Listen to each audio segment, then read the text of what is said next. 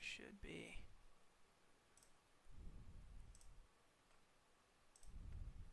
Cool, cool. Heresy sacrifices. I'm gonna wait till the ad is done playing, and we will be switching into Dark Heresy soon.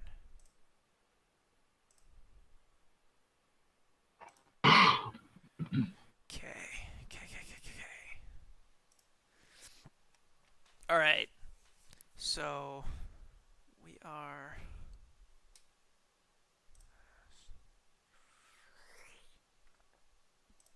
Cool. Also, there's something important that Zebediah is kind of crucial to in this session. Um, that will become apparent very soon. Oh, that's always good. Not a So, bad kind of crucial either. I mean, kinda. It's gonna involve some stuff that if it were in the real world would not be so amazing, would not be so great. People wouldn't be too happy, but in 40k, it's like Zebediah is probably gonna be pretty happy about it.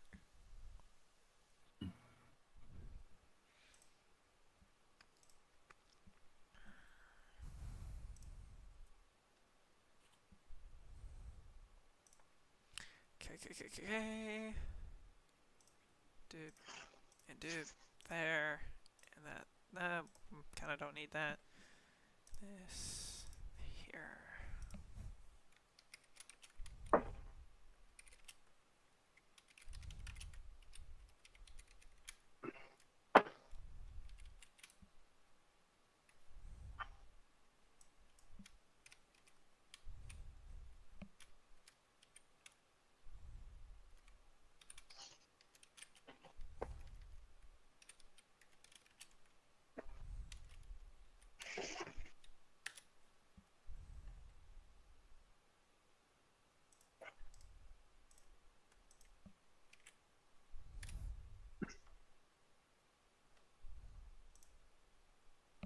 can everybody hear me?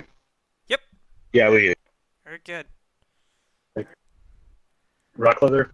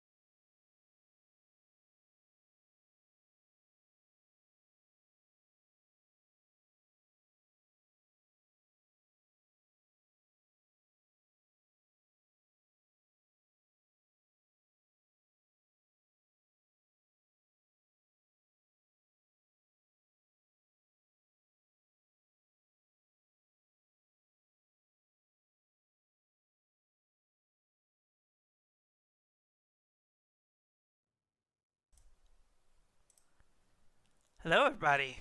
Welcome to Dark Heresy Sacrifices. Um, this is Welcome to the Party.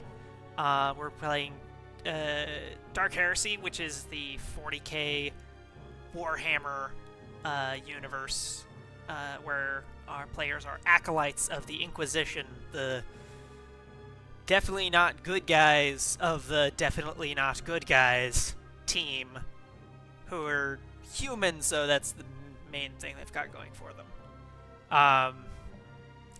We're down a player again this week, but we'll push through. It'll be fine.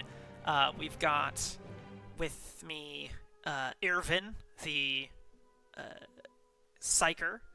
We've got Zebediah, the tech priest, worshipper of the You. Omnissiah, and Quintilius, the Imperial Guard.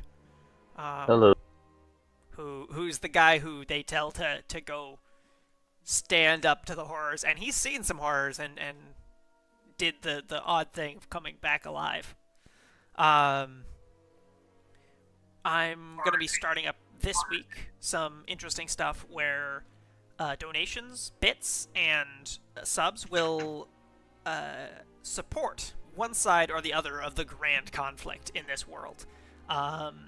Whenever you sub, tip, or anything, just mention who you want to support, the Emperor or Chaos, and we will have this grand tug of war that is always going on throughout. It's basically gone on for 10,000 years since the Emperor was put on the Golden Throne, and you can influence or push one side or the other and subtly affect how everything goes. Yeah, so that's it, and I think it's time we get into the game. Last we left off, the party of acolytes was in the hangar. They were just about, I believe, to hand off the book that they had collected to Inquisitor Harlock. Hello there. Good to see you all alive.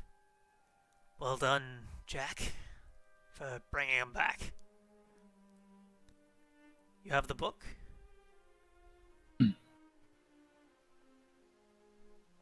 He would hold his hand I forgot out who. to receive it. I believe Irvin had it last.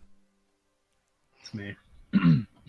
I'll pull it out and hand it over to him. Cool. He would take it. Good job. We have a fighting chance again. Very good job. Now, if you all want, you can go and take your leave for a little while. You all deserve rest.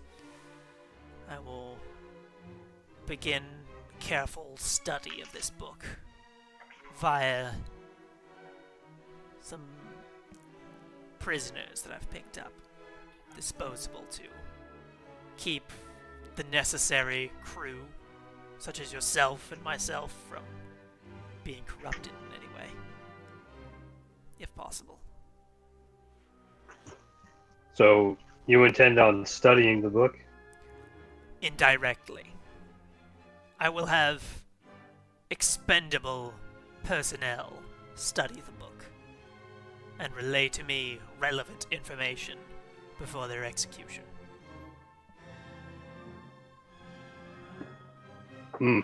Zebediah feels uncomfortable with this. It is an unfortunate cost to be paid, but I dare not read the book myself.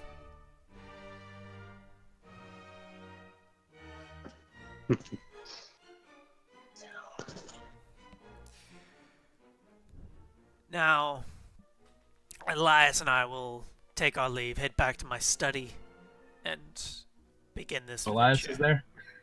Elias is standing a good distance back. It's a big hangar, so he's over, like, by the door, waiting. Of range of his powers, obviously I'm not. If I'm not in range, obviously I'm not affected, but I'm still Yeah, gonna grimace you as I can't see feel him directly, but if you reached out, used your Synesians, you could definitely see the void of emptiness where he's at. And has no interest in doing that.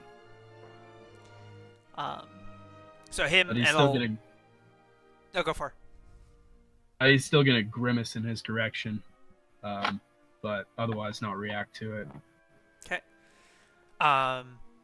Harlock would take the book and head with Elias away, and you are all left to do whatever you would like to do here in the hangar.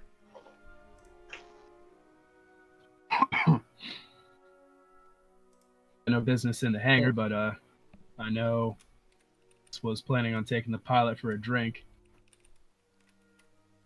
That I want. All right, so I'll turn around and say, "So how about that drink?" That sounds great. Nothing like a drink after harrowing near death. Was there anybody left who? How are we looking health-wise? Does anybody need any I I think believe I help in was that area? full. you were all fine. Okay. Be sure to regenerate all of your fate points. Yeah. So he would take you over to the canteen. It's kind of a bar. Essentially, there's the officers' bar, which you're all allowed into, and it has a very large glass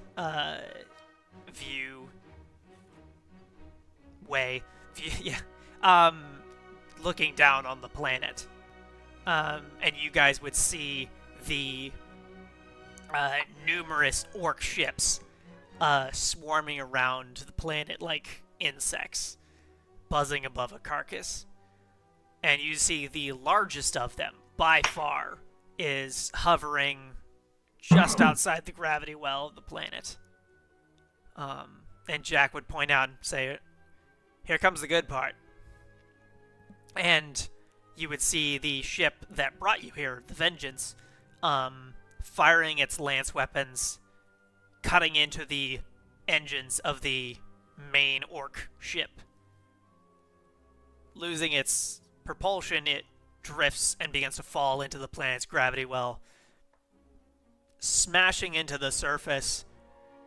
Instantly, veins of orange and red light would cut across the surface of the planet, going all the way across, enveloping the planet, and soon they would grow thicker until the planet would begin to get obscured by dark smoke as the atmosphere began to catch fire.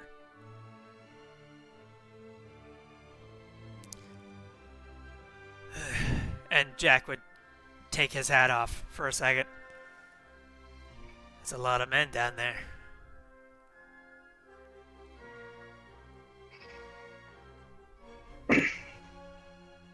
Zebediah is going to be watching all of this intently.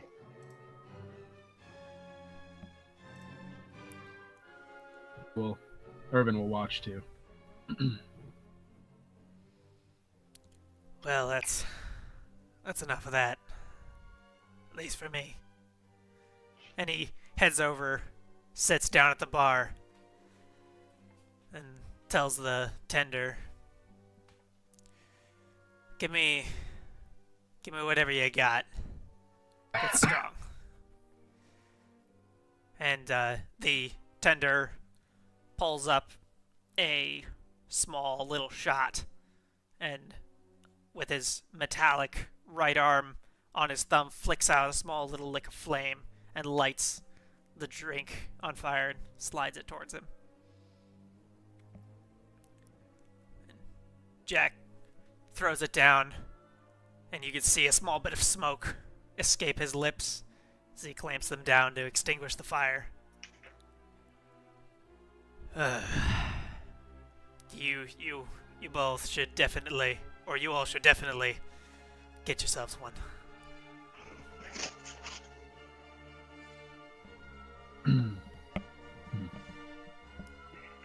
Should have picked up Ignite.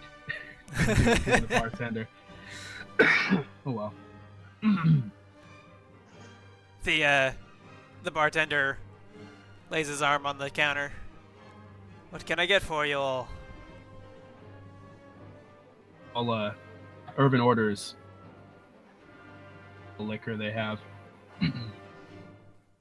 Here you go. And he slides you forward a glass and the whole bottle.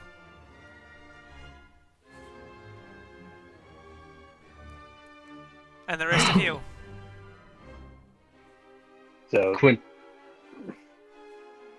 Guardsmen, what would you like? Quintilius will motion to the pilot and say, I'll have what he's having. Yes, sir. There you go. So, like, when the bartender looks at Zargrave, Zargrave's like is basically a statue and doesn't. There's like no response whatsoever, and the bartender kind of is like, "Oh, okay then." And then Yeah, he's just.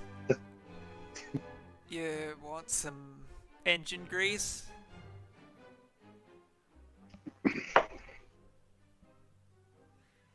So, mineral water. Alright. There you go. And on the intercom, you would all hear, Zebediah, please report to the medical bay.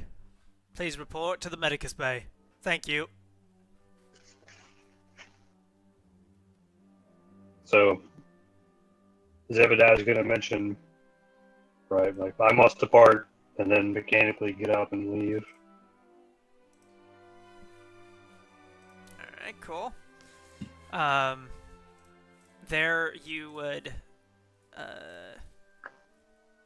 Zebediah, you would enter the room, and it would be, you'd receive again the familiar smell of, bleach and other cleaners, the faint metallic smell of blood. But the medicus bay would be notably clear. There are no patients in here. Whether, or at least they have been moved to another area. This entire area is clear. And you see Harlock is standing with his normal Imperial Navy jacket taken off, and he's eyeing up his right arm. You can see numerous scars are in many places on his body, but there's some notable ones on his right arm that you would very quickly assess that those scars and injuries would probably be deep enough to inhibit his actual functionality. Zebediah, thank you for coming. How does the research go? Elias is overseeing it. I trust him in that. I require your assistance in a matter. Make your request. The other medicus say that they are understaffed in skill. They require a more expert in this matter. I have ordered them to replace my right arm.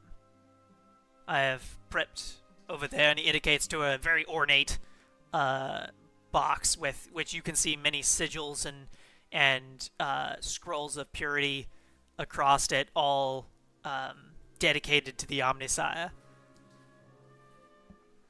I would request that you participate and oversee the surgery. So I'm going to take a look at the arm, and obviously it's not standard. The new one? Yeah. Correct. You see it extremely ornate, but also very robust. Heavy, thick one slightly oversized to his body. You see the golden plate up on the pauldron. It goes all the way up to the shoulder, and you very quickly can assess several hidden weapons within the arm, and tracking equipment, all kinds of survival gear, all kinds of stuff hidden and contained within the arm. It is extremely special. This is definitely a direct gift from a Lord General of a Forge world or something. This is extremely extremely precious piece of technology. So the response Argrave gives is, art not standard, but replacement should be simple. Yes, thank you. And he lays himself down on the operation table. Alright. And the one of the Imperial Navy Medicus officers steps over and injects anesthetic to his arm, and he slowly flickers out of consciousness. And if you would, I would appreciate if you could roll me a Medicus test plus 30 for good equipment added on. You're in a medical facility. It gives you good bonuses.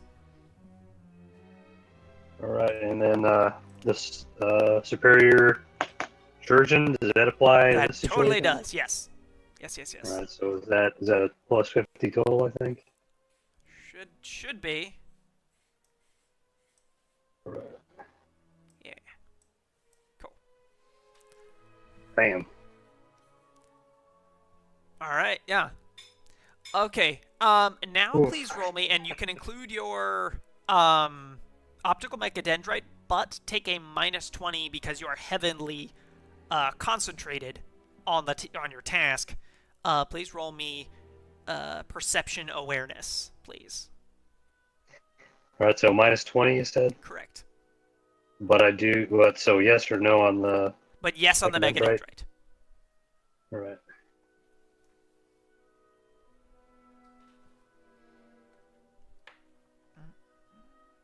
Yes. Okay. You would see, Oof. while the operation is going, you would notice one of the medical officers is,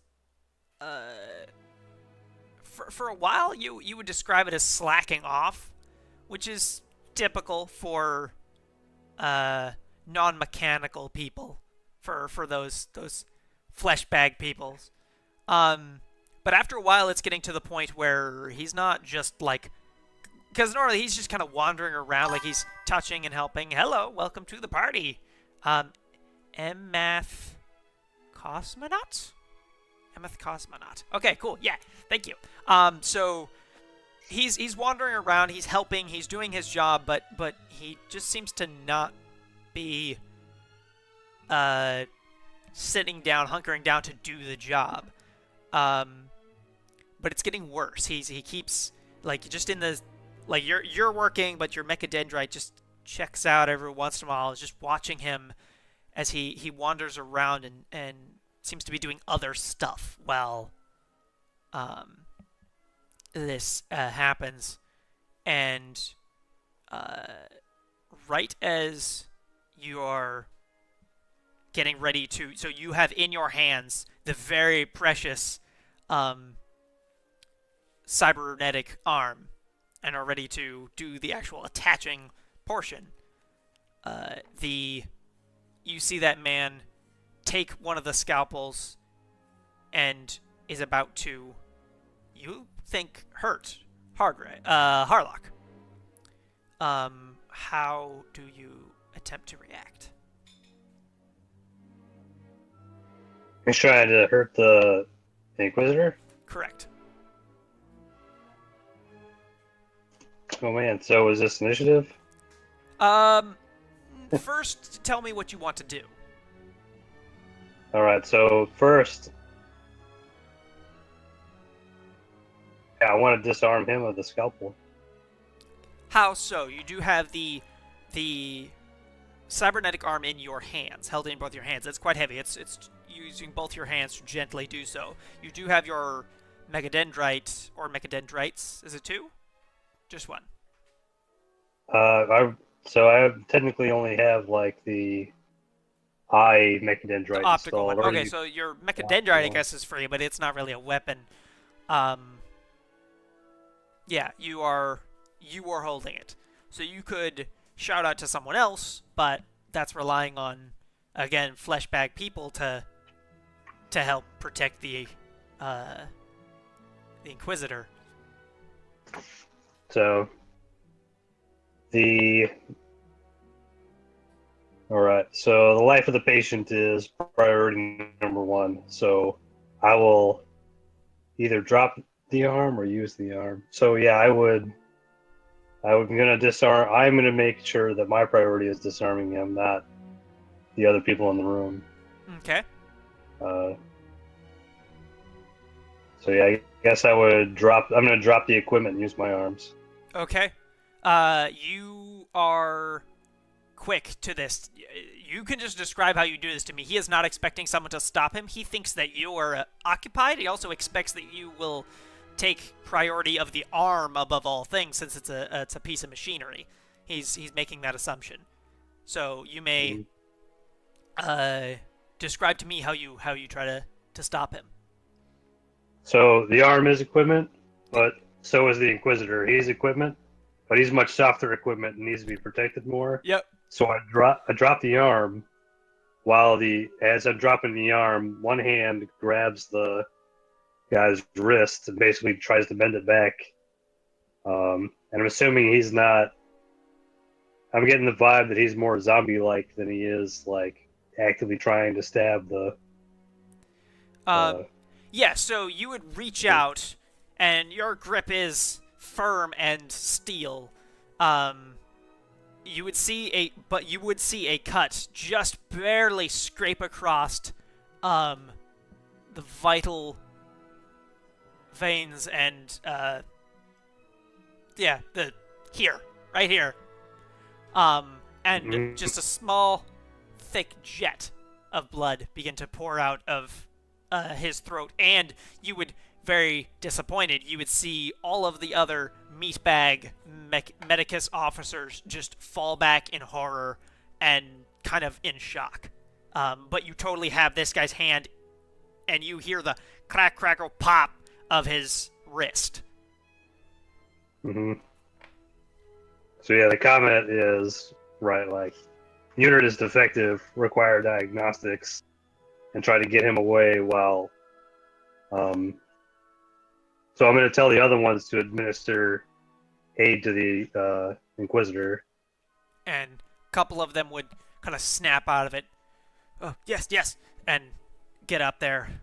You would start hearing the machines that monitor the Inquisitor begin to beep and make noises, indicating some damage, that stuff is going wrong.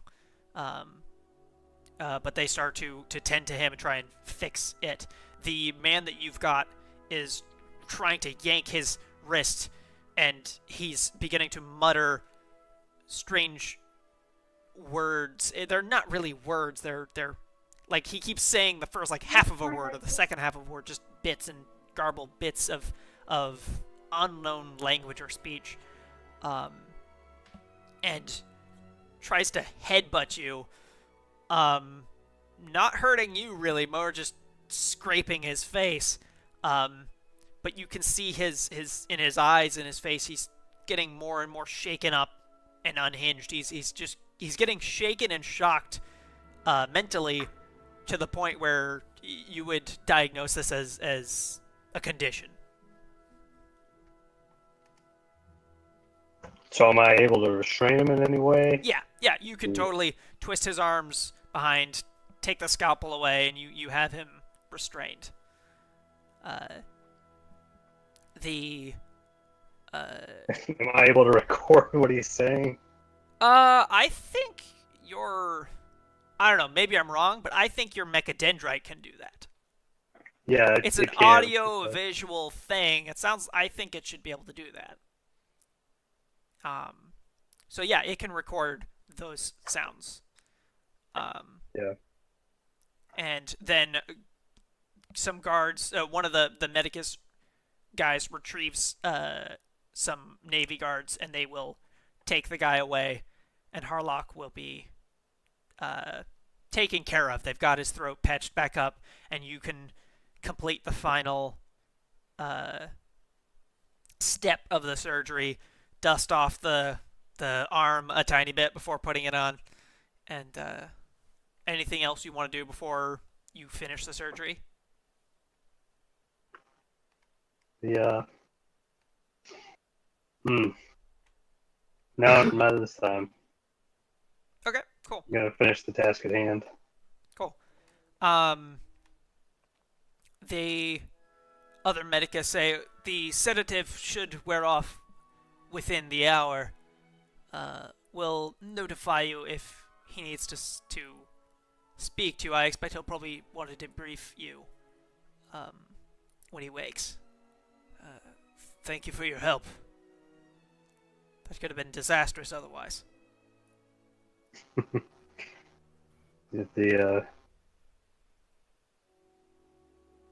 So yeah, he's gonna just coldly respond, like task completed, and carry on. Mm-hmm. All right, cool. Where do you head after that? So just out of curious, so does Zargrave know where Elias is on the ship? You could Like what? you could look for him. Last you know, he was headed to the Inquisitor's office. So yeah, I'm not gonna say anything to the Inquisitor, but then I'm gonna leave and go back to the bar, Okay. the tavern thing. All right. Cool. Irvin and Quintilius, anything you guys would be trying to do? Let me look over some things. Give me a minute. Let Quintilius. I'd probably be shooting the shit with the pilot. Nothing really major, just small talk. Yeah, you both got stories to tell.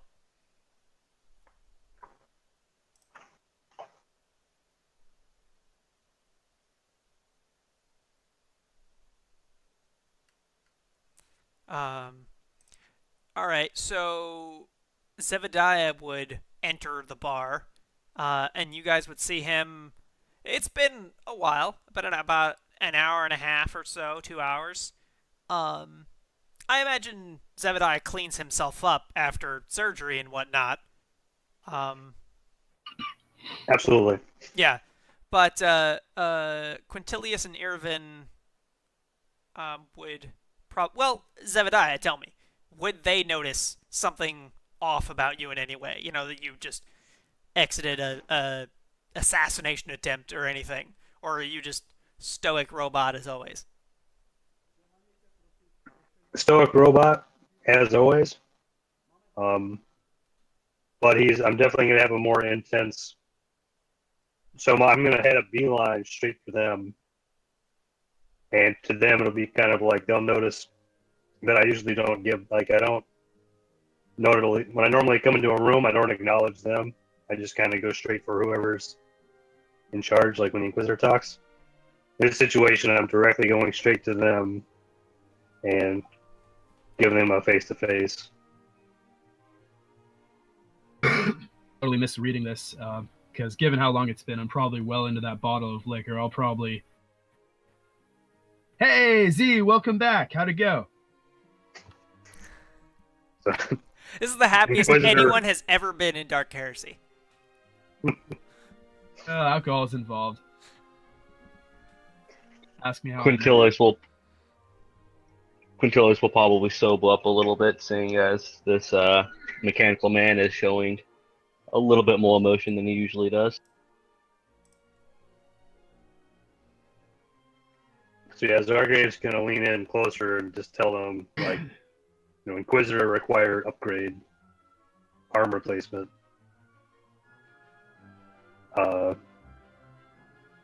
And then, so are we surrounded? How many people are around us? I want to subtly try and tell them about the about the crazy guy. There are quite a few people around here. Kind of a group has gathered, and not a major group, but there are several officers over who've been listening to Quintilius and Jack tell their war stories, both new and old. Mm-hmm. So you Right. might want to relocate. So yeah, he's gonna say that, I must share confidential information, and then take a step back, as to give them room to get out of the bar stools.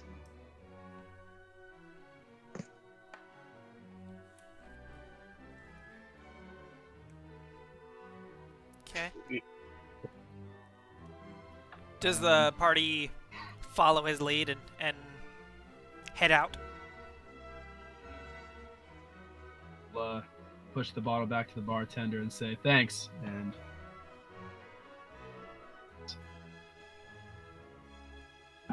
Yeah. follows Zebediah. Quintilius will get off of his stool, slap Jock on the back, and say, like, till next time, and follow Zargrave out of the bar. Where would Zebediah lead them? Not too far. Like, I don't want to go running around the ship looking for a quiet spot. I would just go somewhere where I think we're out of earshot. Yeah, you guys can just go like in the hallway outside the bar. Yeah, so that's where he's gonna go, and then, I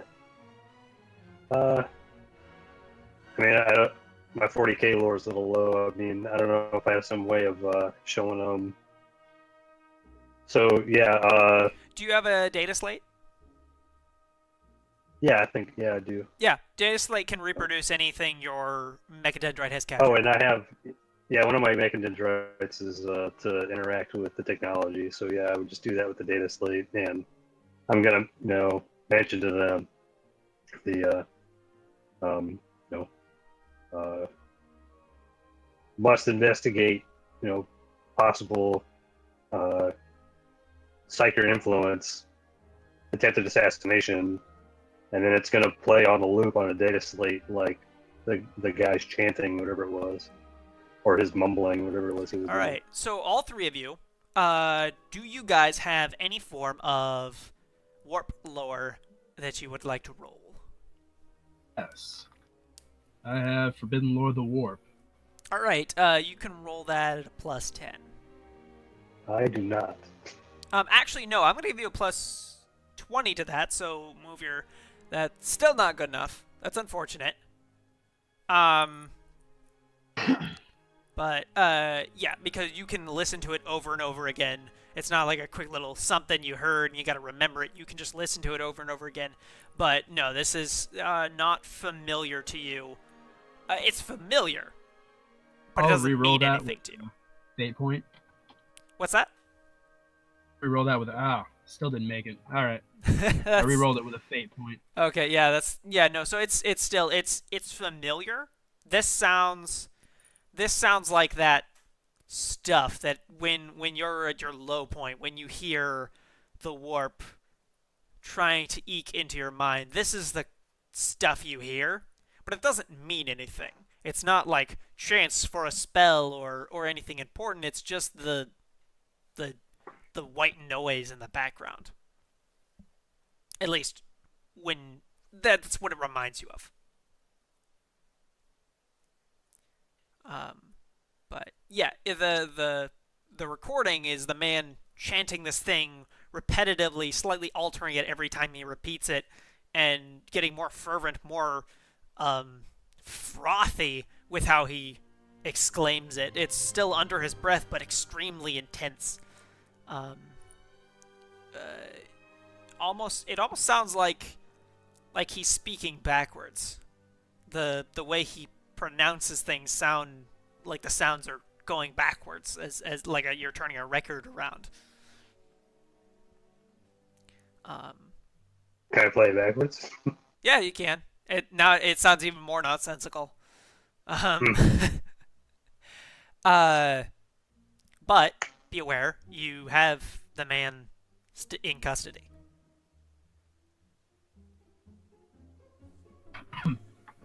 Well,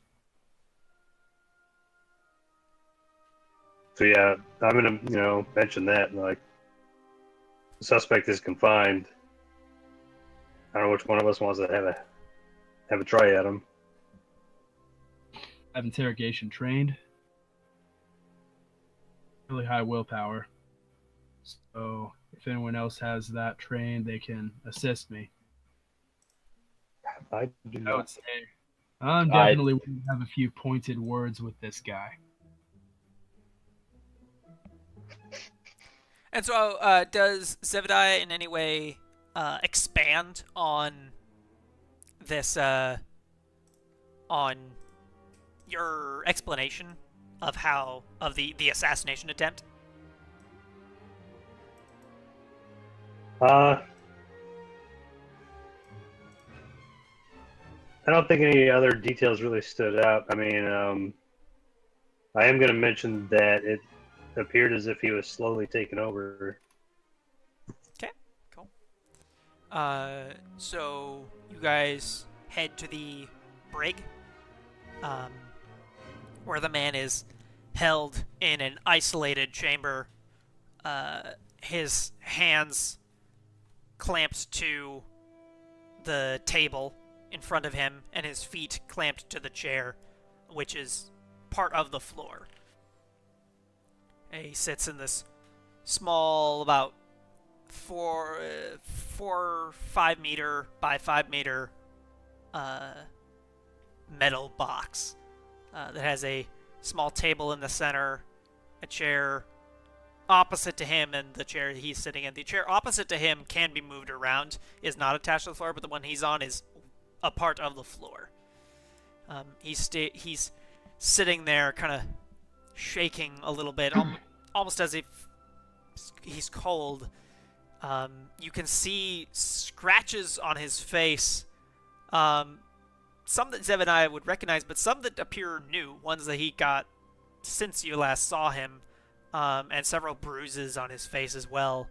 And he appears to be clenching his fists so tight that a small amount of blood is being drawn from his palms.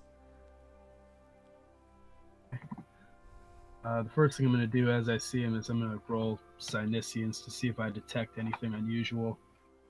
Fire away. And you're not in any stress or anything, so you can get a plus 20. You have all the time to just focus in on this man. All right. Looks like I passed. Yeah.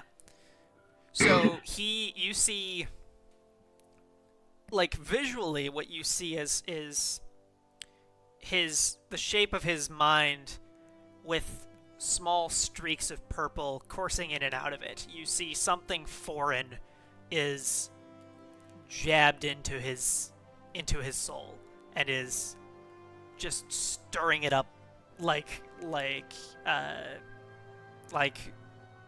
water and oil, just making a complete mess out of normally the stillness and isolated emotions and self that exists in a person. Is just stirring up, just shaking him up. You see that his self is not going to last forever. You have time to conduct whatever you're going to do, probably, but he's not going to last. This is going to kill him. I will ask Zebediah and the guards if they put him in this state, like if these wounds are from them. Because I don't know that really. The guards would say, He had some of the scars or the injuries when we received him. Some of the scratches on his face and the damage to his wrist. But on our attempt to transport him over here, he hurt himself several times, attempting to strike at us and striking at himself. He attempted to claw at his face. We had to restrain him to keep him from harming himself. Hmm. I know that they're probably telling the truth, but my character would be that they think they get in trouble for roughing him up or something. And I say, look, if you roughed him up, you can tell me the truth. No, we'd be inclined to, as he hurt the Inquisitor. But not this time. We expected you guys would want to interrogate him in some fashion, and we're sure that the Inquisition deals out sufficient punishment. He'll get his due. Correct there. Good job, gentlemen. I'd like you to leave us with this suspect. Yes, sir. And the two guards exit the room, leaving Quintilius, Zebediah, and Irvin in the first room. There is. It's like Law and Order style interrogation, but more mean and a bit smaller. There is a small little pre-room before going into the interrogation room that it does have well, it's like the mirror, except it's actually a sheet of metal with just a tiny little camera bead, and a display screen on the little room before you enter the interrogation room. So anyone who wants to can hang out in that room and observe, or they can pass through the door into the interrogation room and actually be in the room with the man.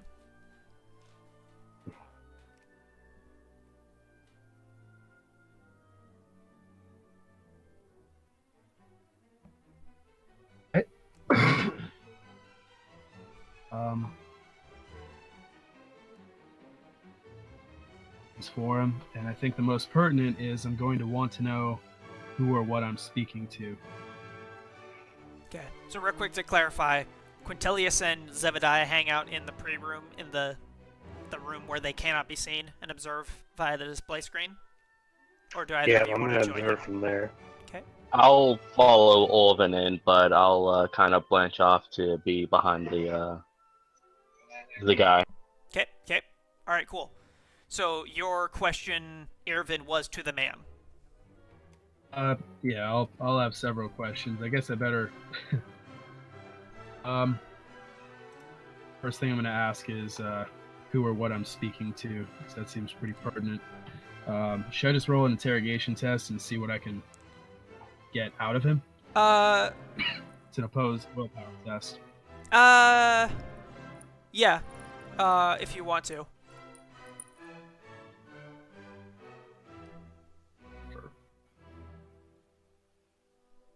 Reroll that.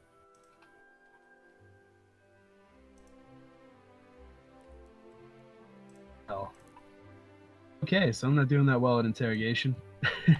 Well, let's see how he does, because maybe he Yeah. completely craps it out too. And we'll do there. Modifier. So does the minus modifier just make it bug out? If I do it, or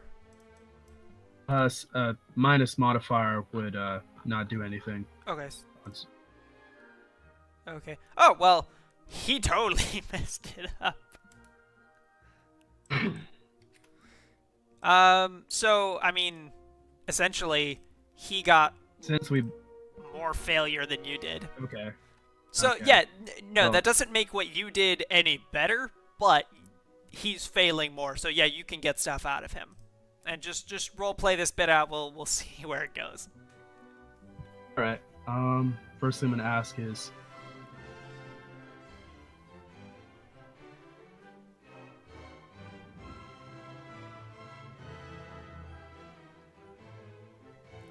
What was that? the first thing I'm going to ask is who or what am I speaking with? My name is Egris. I'm I'm a I'm a I'm a medicus officer on the Dauntless space station. I am Negroth. No, my name is Egris, medical officer.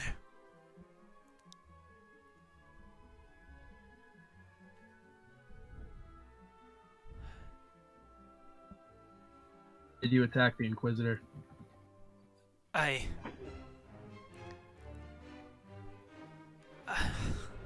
can't recall. Acolyte. I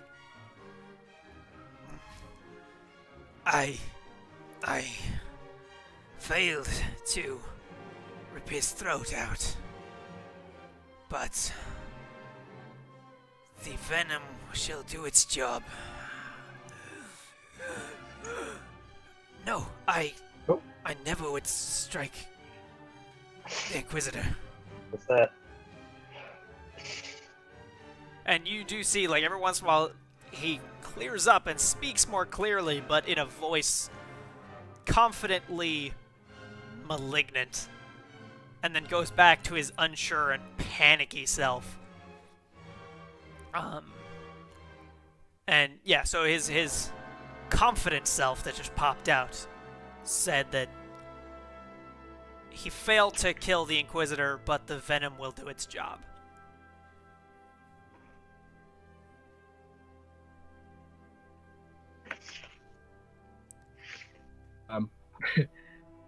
So I think Zargrave at this point would zip out, seeking out the Inquisitor. Okay. But I'll definitely Why don't you, shout. real quick, don't get your talent for what the Master Surgeon, or what is it? Right, the Superior Surgeon. Yeah, you don't get that, but roll a plus 10. I guess that it kind of evens out. Just roll a plus 10 Medicus test or Medicaid knowledge test. So yeah. Yes. So lore-wise, whether you know this or not, your character recalls instantly if someone's been poisoned. Usually the best thing to do is give them what's it called? Detox. Detox? Is that what it's called? Yeah, detox. Yeah. Which the medical room should have in good supply. Back to Irvin. Right. As switches between denying attacking the Inquisitor and did. I say you most certainly did attack the Inquisitor.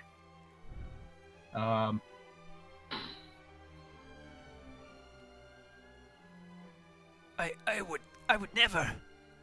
The Inquisitor is our only hope to get out of here alive. And our souls saved. Why would I? How could I? You could, because of terrible weakness and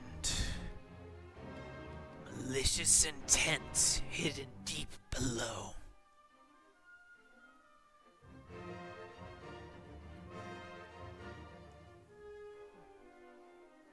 Quintilius will speak up now and say that he kind of recognizes this type of thing because of what he's been through, and will say out loud that he's already gone to the chaos, and the best thing we could do is give him a clean death while he's still human, I guess, to try to bottle him up. Please, get whatever is tearing me apart. Please get it out. I can still serve the Emperor. Get me clean, something to clean my soul. Is there anything? Any sanctic powers or knowledge of demonology, this is out of character, so there's nothing I can really do for him. And motion to Quintilius. Out of the way. I'll move up to the guy and ask him if he's had any contact with anyone outside of his workstation. I spoke to a man, a prisoner brought on board the station. I helped restrain him, sedate him so he could be dealt with, but he woke up despite the sedation and spoke strange words in my ear. He came from the Inquisitor's office. He's not the first man from there I've treated. We were giving them the Emperor's grace, and this one acted out of kind. He should have been completely unconscious, but he woke anyway. Spoke to me.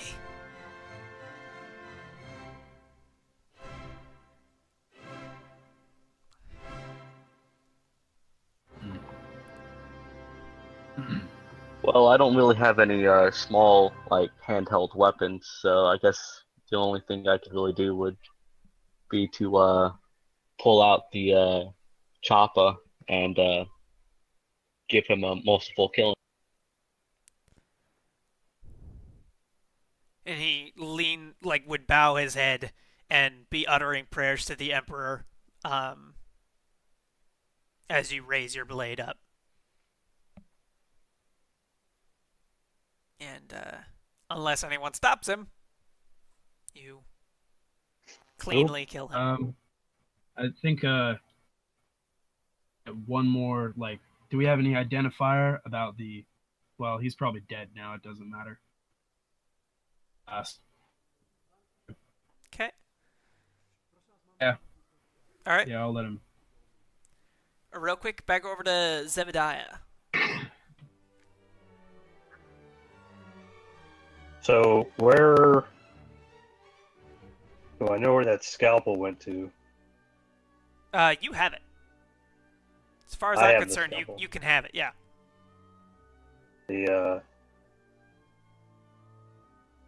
So yeah, I'm gonna go straight to where the Inquisitor is, so I can evaluate the Inquisitor. He should still be in the Medicus Bay. Yeah, I'm heading straight there. Cool. And you would see that the medical staff are still hanging around him, checking his vitals, looking at all the machinery that's hooked up to him, looking at the monitoring systems, and they do appear to be a little concerned. All right. So can I do some kind of like diagnose to see if he's abnormal, if he's not healthy? Yep, you can roll a plus 50 Medicaid test because they've got all kinds of monitoring stuff hooked up to him. Yeah. Boom. There you go. There we go. Yeah. I think you got it. Yeah. This is not right. Instead of going through the basic cycles of sleep and getting closer to waking up, he should be waking up very soon. He's dropping deeper into his sleep. All right. So from what I know, what the guy said, there's poison involved, which I can only assume is probably on the scalpel. And I have the Inquisitor right in front of me. Am I able to use like chem use to like get an antidote for him? Um, yeah. Here. Hang on. You can use. Actually, what you're gonna need to do first is identify the. Uh, yeah, you have chemistry. So yeah, I have knowledge chemistry. Yeah, And yeah. You can use that and add the bonus from your optical mechadendrite. Because it can go down, actually take samples and stuff, zoom into nearly a microscopic level. all right. Oof, that's awful. Can I do a fate point on that one? Yeah, you can.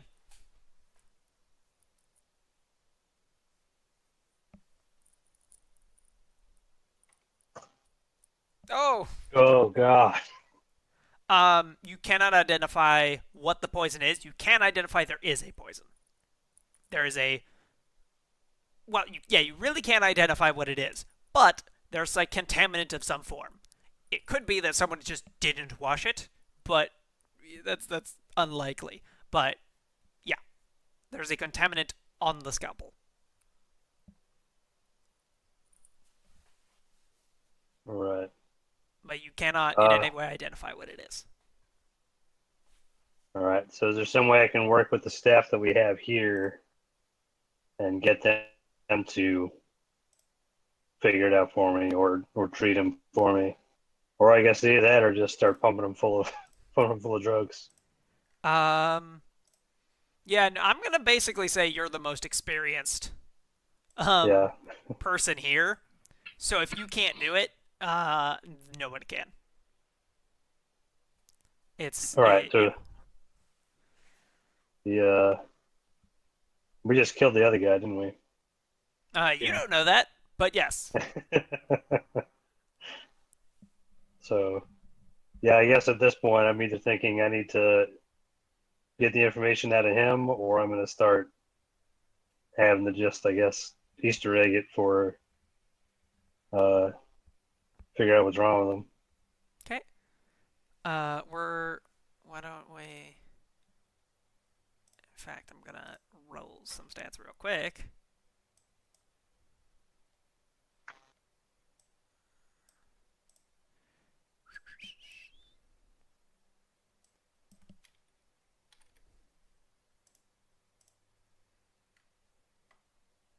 And I can do this as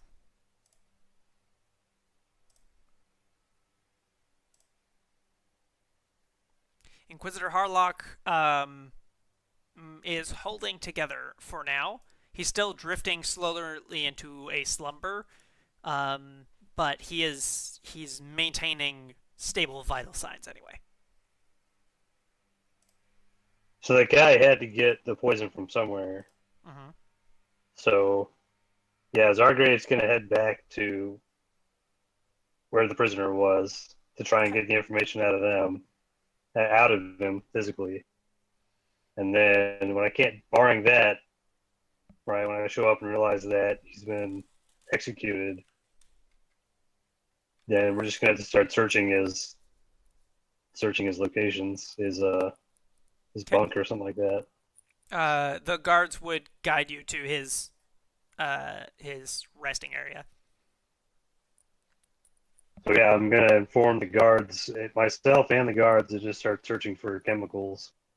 All right. Why don't you roll that, and they're gonna do the same, which will be a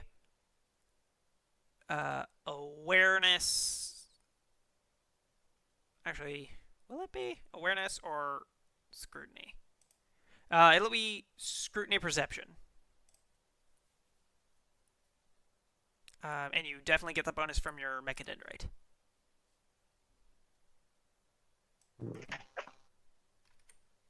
And oh yeah, and I would have. when I burst into the room with and saw the executed guy, I would have mentioned I would have told Erwin and sorry, what was his name? Yeah, I would have told the two guys. I would have told you both you guys that like the Inquisitor uh is fading fast or fading slowly, I guess. Well, given that there's not a lot we can do about this situation, I'll follow you in quarters.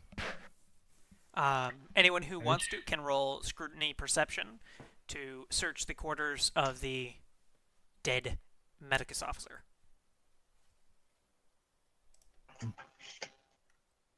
Any bonuses on that test or just regular? Just regular.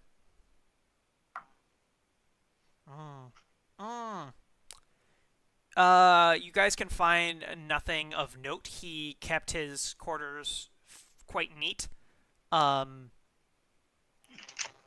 It's slightly messy, but nothing in his quarters that doesn't belong in his quarters.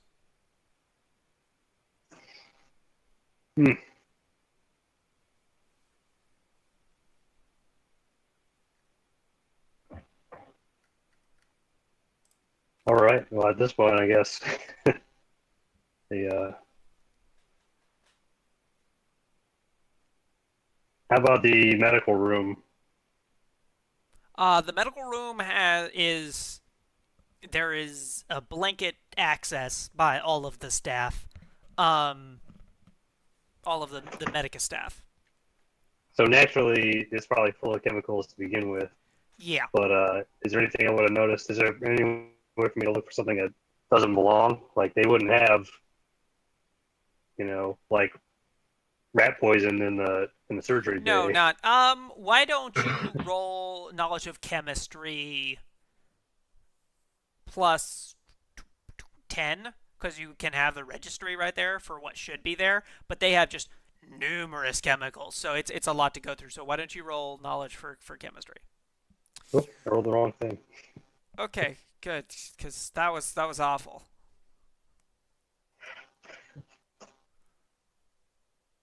Yeah.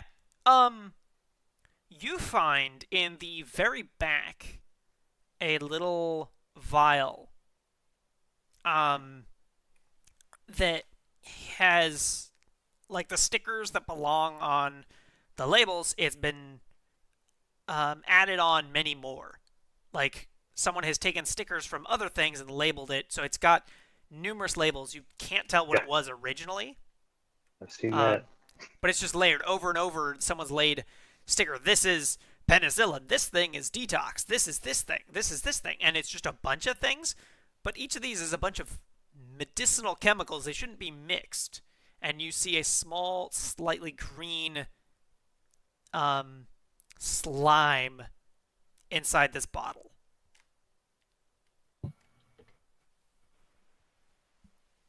Well, all right. So I'm definitely going to take that somewhere to get it analyzed.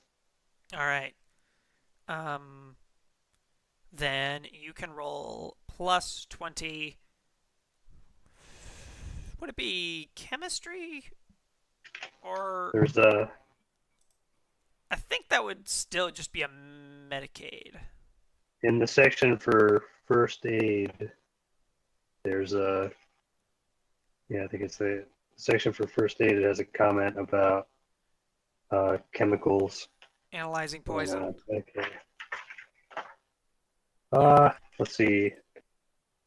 Identify such compounds, diagnosing those suffering.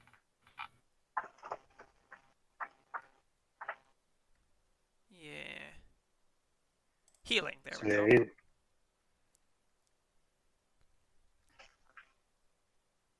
No, I'm looking at the wrong spot. That's not the right page. Well, 109 is a section about the special uses for Medicaid, and I'm looking to see if there's anything special about the lower chemistry. Here we go. Skill descriptions, yeah.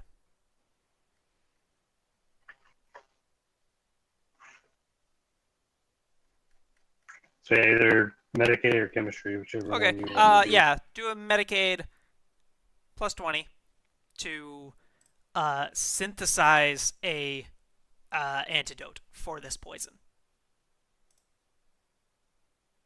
To both identify what's in the poison and synthesize an antidote for it.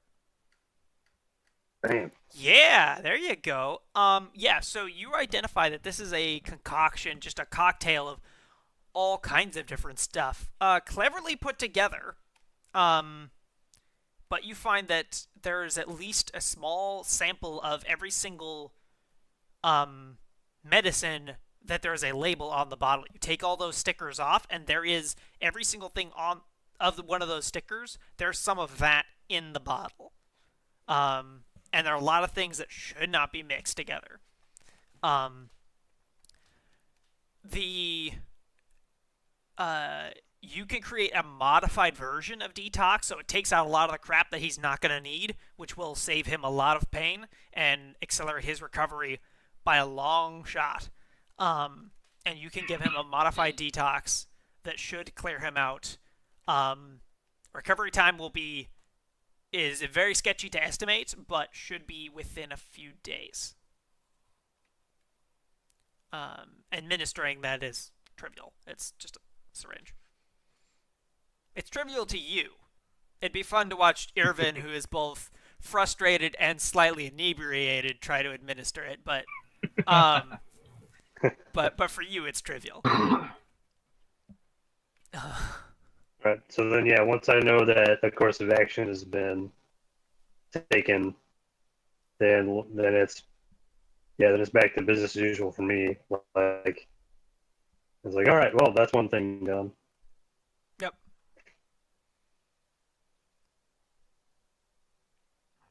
So is there right, Urban and Quintilius, like, is any other way to figure out what was wrong with the saboteur? It regards things that I will not speak of in front of the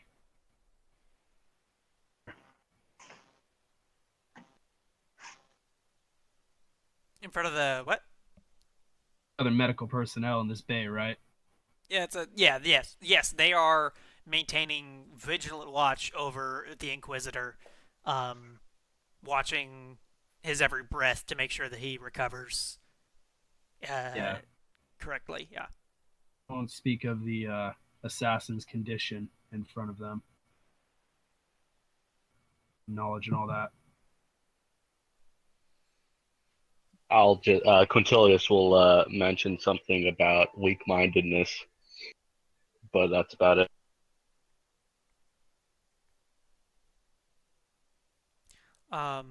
Unless there's anything else you would all want to press on to do, you guys are quite exhausted. It's been quite a long day. You guys have this is still the same day. You have not rested since your fight with orcs this morning, basically. Well, I want to ask Erwin, right? And I guess Erwin specifically, but both you guys, could you recognize the same taint if you saw it again?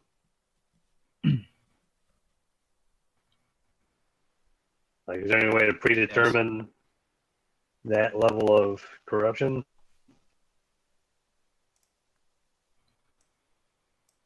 Because we got a whole other, we have a whole other ship full of people.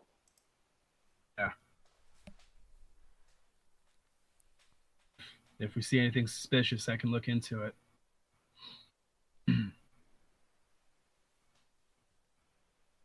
It's about how to prevent it in the future.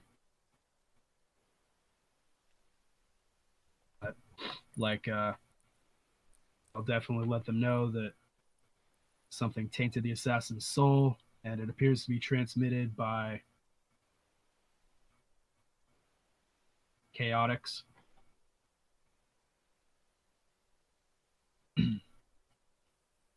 Okay. Okay, cool. So yeah, is there Do you have anything any? else Yeah. you guys would want to pursue, or are you guys planning on resting? Got nothing against. Got nothing else to do today, work wise. The Inquisitor's on the I got road to nothing else. recovery, then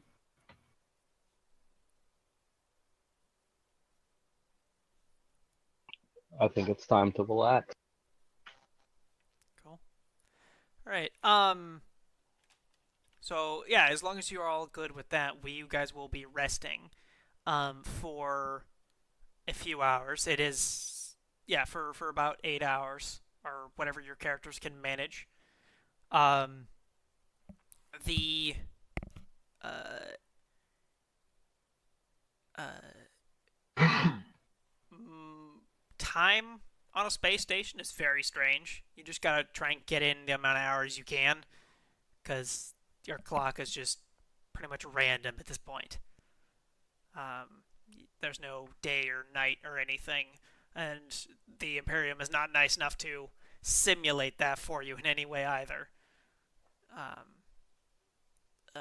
the best you guys have got is the uh, distant, faint glow of an exploding planet if you look out your window.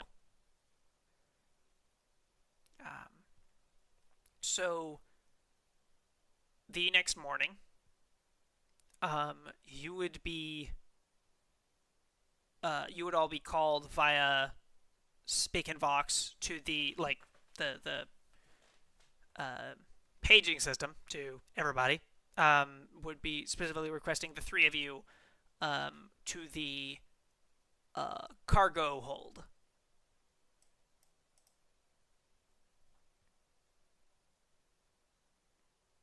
As soon as you have acquired sustenance.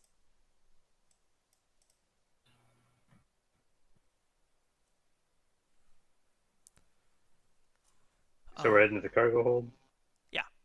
So once you guys are there, you guys would find that you would find a actually quite a gruesome scene. It's as neat as it can be made to. You guys would see over 100 a neat pyramid stack of over 100 body bags, um, Imperial Navy body bags set over to one side, and you would see a line of blindfolded people of assorted like skin color, eye color. Well, you can't see their eyes because they're blindfolded, but their age and height and weight, just assorted random, um, as far as you could ascertain, just random citizens. Them all blindfolded and lined up um, and over. presumably cuffed or something. Yes, yes. Um, in a line all the way to the opposite side of it.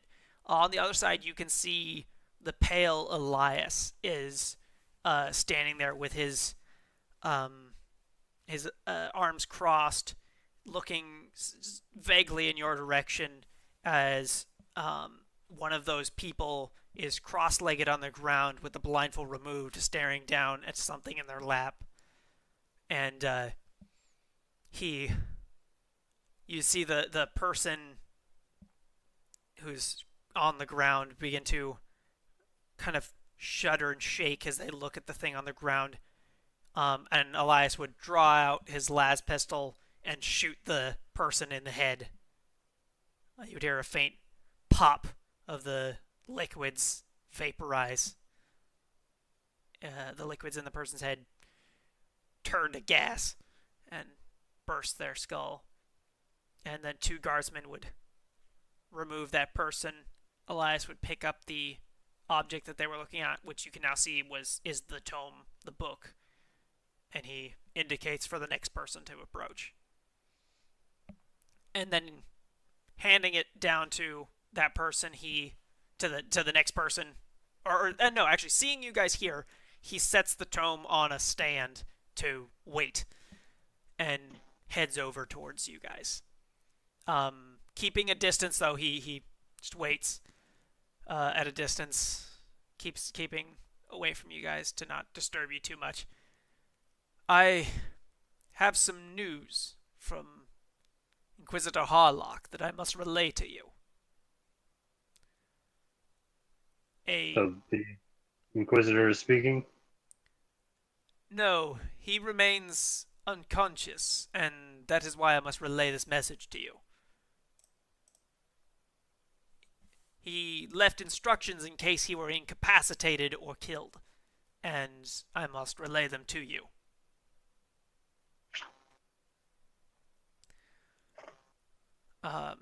This way, please. And he guides you over to a different section of it.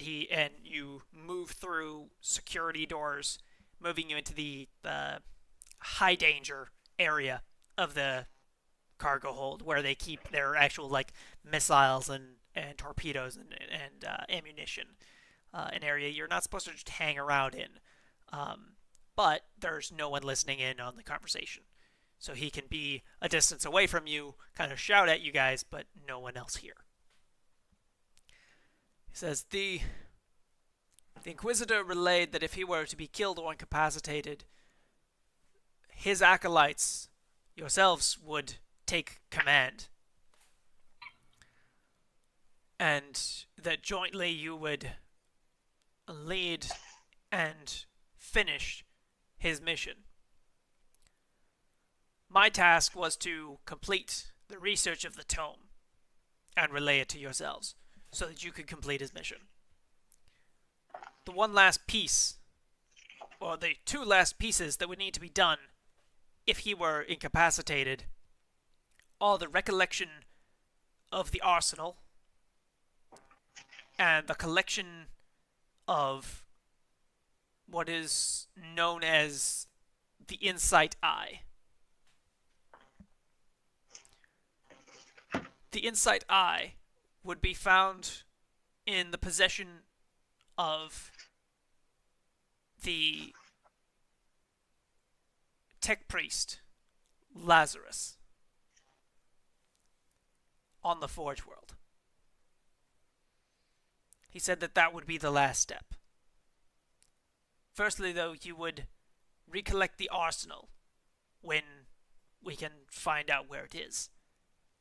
He was extremely vague on what the arsenal was, but he said vital weaponry and armor that would be needed for the final stage. It is your task, while he is incapacitated, to continue the research remotely from here in an attempt to find where the arsenal resides. It is within the subsector.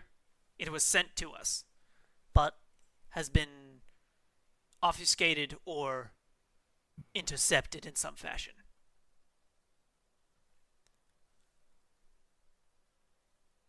The office of the Inquisitor is open to you to use as your command room. I pray to the Emperor that the Inquisitor should wake soon, because he knows the actual depth of the plan. But if the case is that he should not wake before the mission must be complete, I do trust that you have the strength to complete this mission. Do you have any questions before I return to my task?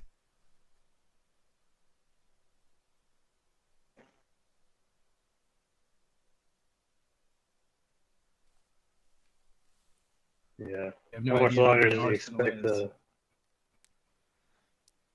Sorry, Zebediah first, real quick.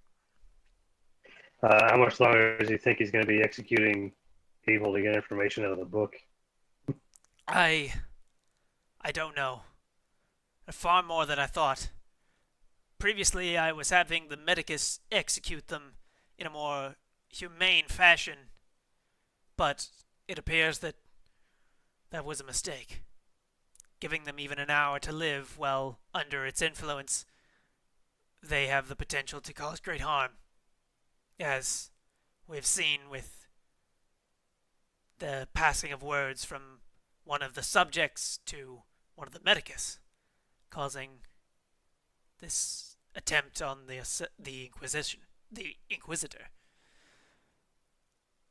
I wish to not do this task anymore.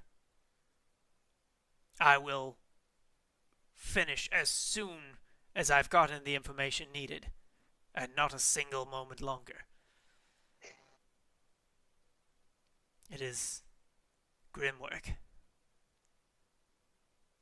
but necessary.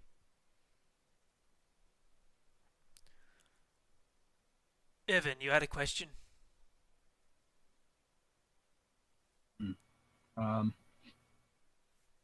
So, anything about the arsenal that would help us track it down, where it was sent from, under whose authority? It was sent before you were called into the subsector.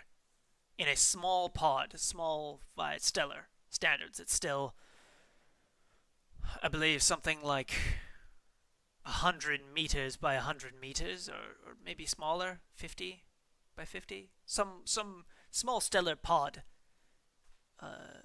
containing stasis fields in an attempt to shield it from the warp's effect. But we have not heard of it. The Inquisitor has spies across the subsector looking and listening for any word about it.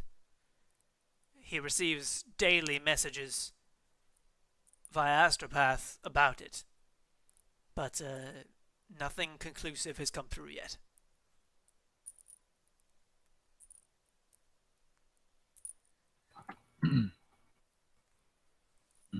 I guess we'll have to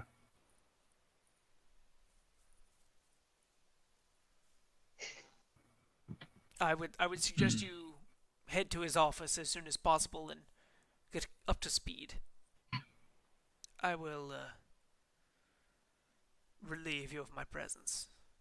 And he heads off, or begins to head off towards his job.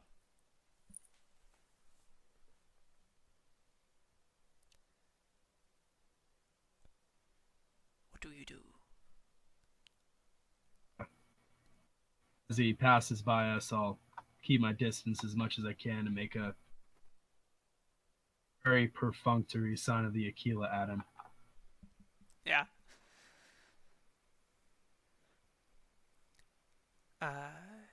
So, do you guys have any steps you want to do before you head to his office, or do you have, are you just gonna head straight there?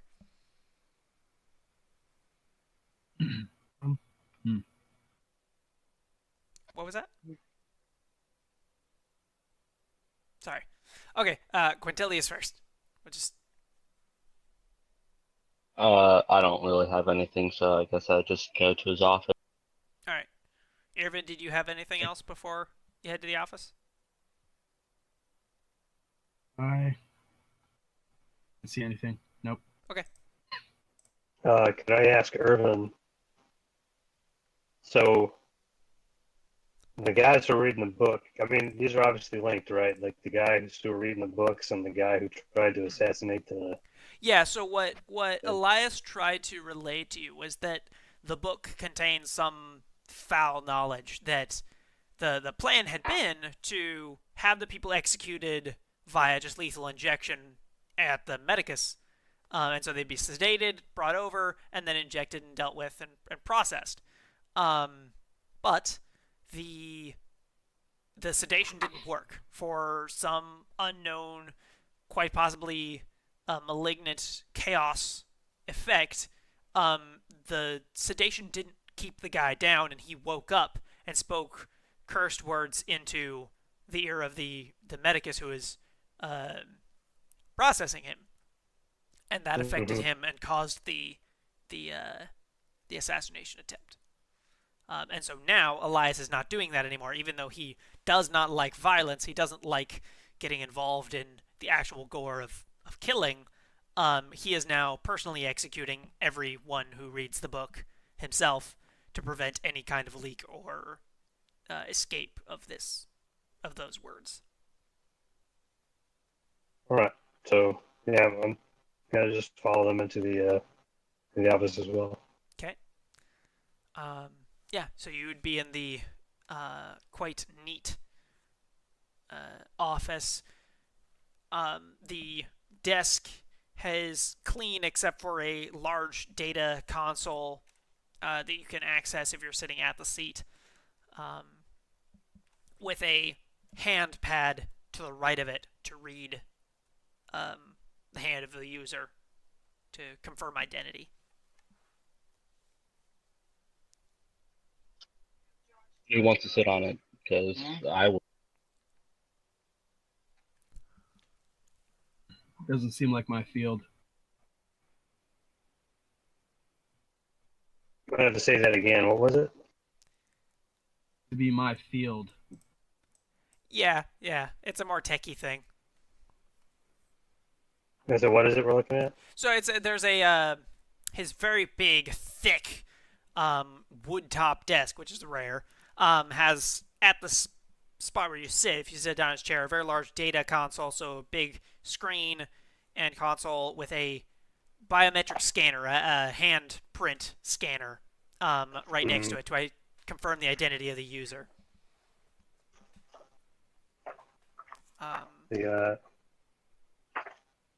Well, we can either drag him over here, or I can use my what I think it's called. We got him right here. My extra mechadendrites to interact with the chair and try and trick it into thinking I'm him. I mean, weren't we told we had authorization, so I could just sit down on the chair and place my hand on it? Do you do that? Yeah. Yeah, I'll try that. Okay. Yeah, it says identity confirmed. Imperial Guardsman Quintilius. Authorization granted. And the console lights up.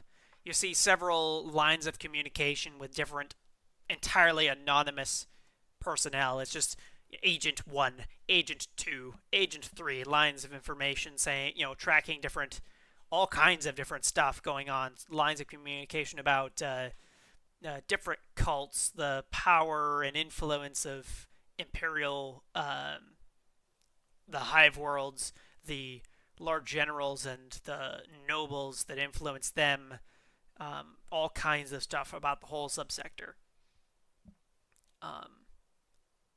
And you would see the console begins to kind of crackle a little bit, as if, like, the video feed is cutting, but that doesn't make much sense because the video feed it's not a video feed, it's just direct connection to the console. But it's starting to get scratchy, and you can see the outline in, snowstorm static begin to shape in the center of some kind of face, and it starts to split open, just seams made of static, and behind it clears up, and you see a familiar-ish orc on the other side. You would see Metalhead, the orc you encountered back in the derelict ship. His pirate hat missing, and you can see the metal plates that are attached to his head. He's kind of close up, but you can see sparks flying off around a smoky environment, and he's kind of wincing in pain every once in a while, but he's staring just straight through to you. Hello. I'm trying to get hold of the Inquisitor. Send him a message. Quintilius will kind of straighten up to look more professional and say, "You're speaking to the Inquisitor." Is that right? I ain't got much of a feed over here. Hey! Oh boy, fix this up. I want to be able to see this boy. Alright, you may get. What's... I told you fellas. I told you boys. That if I made it out alive, I was gonna come back and rip you to shreds. Them Twiggy gits was right, warning me, telling me it was a trap. And so this time, I'll make good on my word. However, I'm not gonna just ram me face into that space station you got there. I'm gonna make you come to me.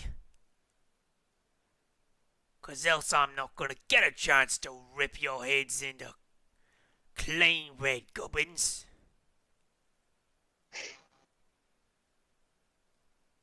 So you're coming to me. Watch your pain, boy. Aye. And he kind of looks off to the side for a bit.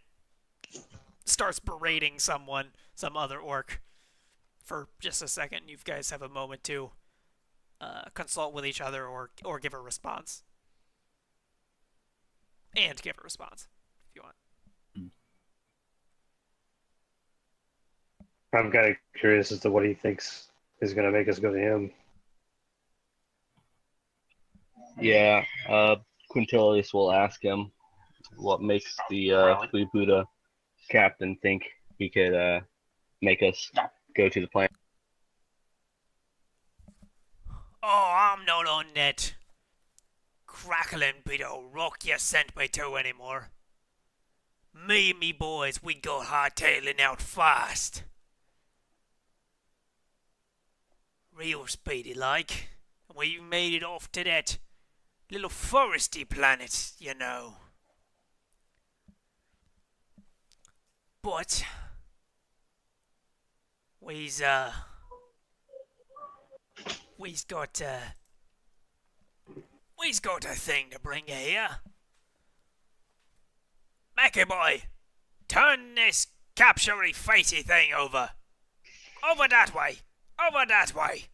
And you see the camera feed all of a sudden like flip upside down, turn over, face the sky for a second, then the ground, and then shakes around a bunch and then props up facing off, and you see this huge metal structure. It appears to not be like built into the ground, just sitting on the ground, like a drop fortification.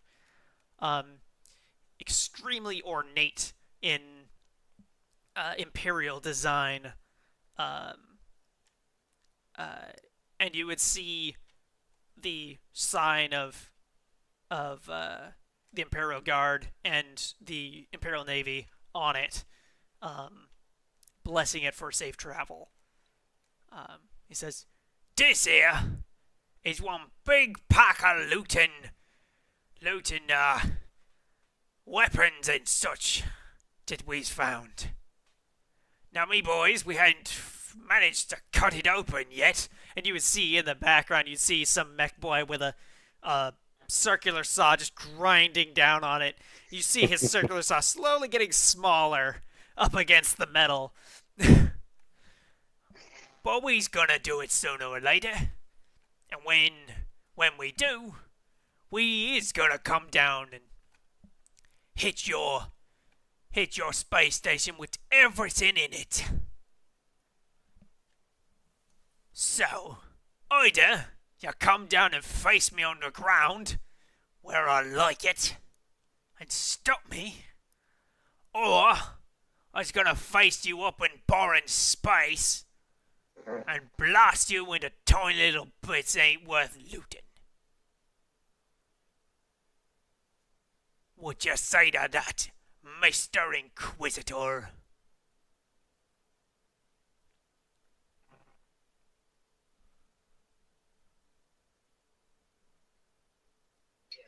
We will face you on the field. That's what I like to hear. I'll see you all, and I'll crump everyone. Every last you me get you bring. And you better bring a lot of them.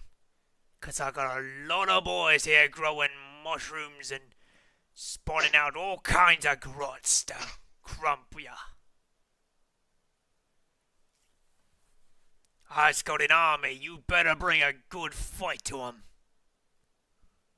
Get this thing out my face. He knocks the camera over. You see the feed as it's sitting on the ground sideways for a couple seconds, and then it cuts out.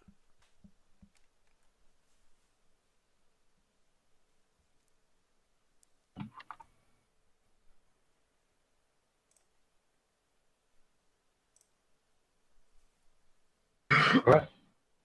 So now we have to get an army. Yep. You do. Quintilius would see the line of communication to the two Lord Generals of the two hive worlds in the subsector. Their communications, most recently, had been asking what's going on, and a lot of the Inquisitor's return messages are, stop asking questions, I'll tell you what to do when. And the... because all of the... And so that's what the whole stunt was with the orcs before, was making everyone think orcs are happening, and that's why the tithes have not been collected, which for Hive Worlds, the tithe is troops. For the Forge World, it's weapons and ships and vehicles and such. And the tithes have not been collected because there's a warp storm going on. You can't get through that. So they've just been sitting in the dock waiting to be taken. And they're very concerned that that's happening. The Hive Worlds don't mind having a bunch of, having their people not leave, but they're concerned about why. Because they don't want all of a sudden someone to show up and say, all right, well, you haven't sent us your tithe in several months. Now you all have to die. So, yeah, everyone's very on edge and concerned, but the Inquisitor has been giving them no information at all. He's just, shut up, wait, hold on to those troops. I might need them later. And hold on to those weapons, and the mining world, before it was destroyed, also hold on to that metal.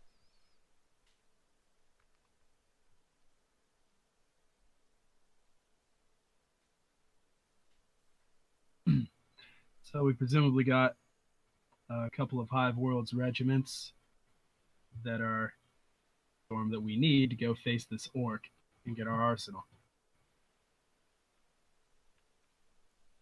Do you want to start a line of communication with the Lord Generals or anything? Or how do you want to approach this? I will. Yeah, I'll open a line of communication with the Lord Generals. You would be given like a waiting signal for just a couple minutes, and then a line of screen would pop up with video communication with both of the Lord Generals. Both of them looking a bit hurried, and one of them obviously in knight attire, like he may have been woken up for this call, and the other one has like rushed in here extremely, like his hair blown back as he's rushed in here. They're both, yes, we came immediately. What can we do for you? Are you want Havelock? Who is Harlock? Harlock. You want Harlock? Who is this? I'll tell him the situation has changed and that I have now become Inquisitor.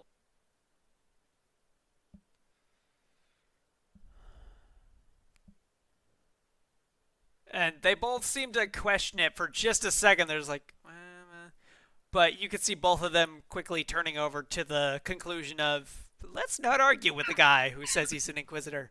And they're, what do you require of us? Will we finally be receiving news on what's going on?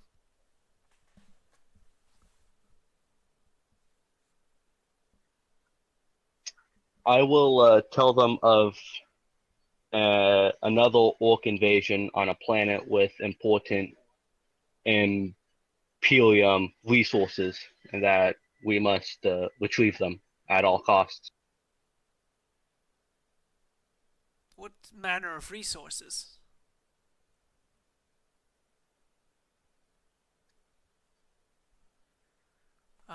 And what planet is this? And so, based on the orc description, the planet was a forest planet. That's all he told you.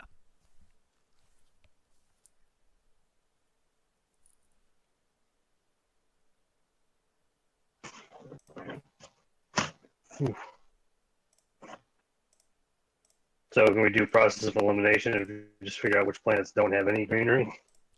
Yeah. Yeah. Real quick, if you do look up on the map that I have on Roll20,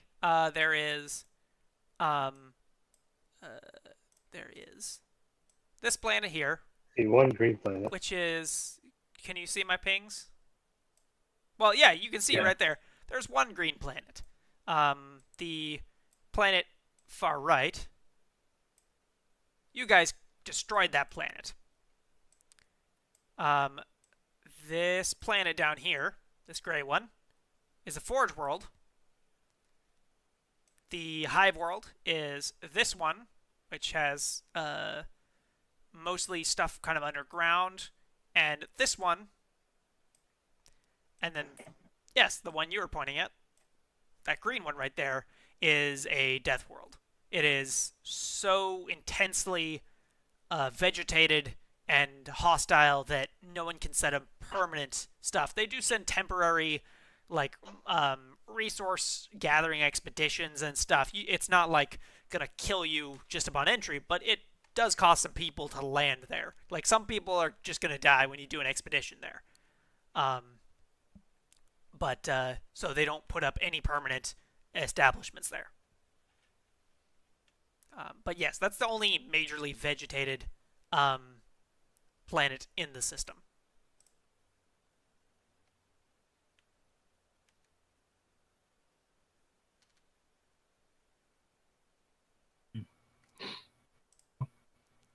So are we going to focus on the Inquisitor's mission or dealing with this orc threat right now? Oh, they're one and the same, aren't they?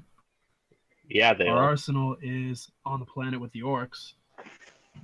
You gotta fight through the orcs to get the arsenal. And then deal with Eye of Insight. The planet is called Nidus. Which What's the planet's this name? planet? The forestry, yes, the forested planet is called Nidus.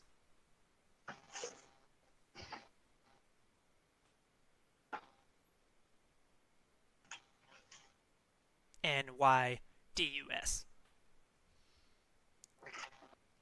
But yeah, so are we gonna? Sorry, what was that?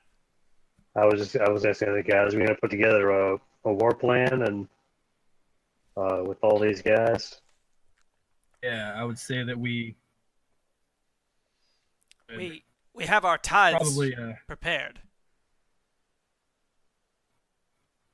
advise that we consider their tithe to service immediately and with all due haste towards Nidus, to be deployed towards Nidus. Whatever ships we have at our disposal. All right. We have transport ships for all of our troops. Combat ships we have none. I believe under your control you should have the Firestorm frigate, Vengeance. There is a couple issues with this. We have no leadership in the armies. We merely have ground troops. Each one contains sergeants and such necessary to the bureaucratically command the army, but we have no headship. Last we heard, Harlock planned on doing that himself. Well, We I'll interrupt him and tell him that he should not worry about the leadership on the ground. We will take over and oversee all active operations. Yes. All right. As you wish. Should we use take the frigate and escort these ships, guys? As an escort for these troop transports. Probably a good idea because they are entirely unarmed as far as space combat goes. They are just boxes with engines on them to get people places.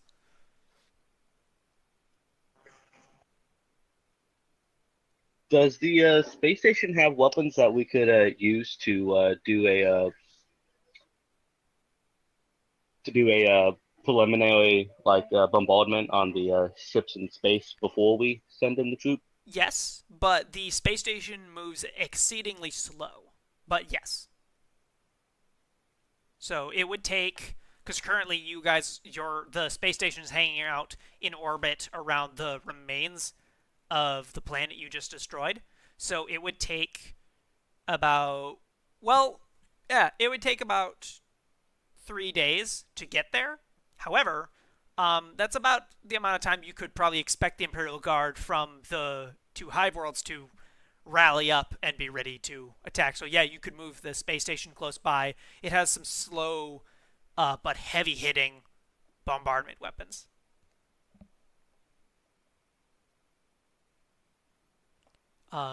The one of the Lord Generals would say, "Have you communicated with the high tech priests on the Forge world?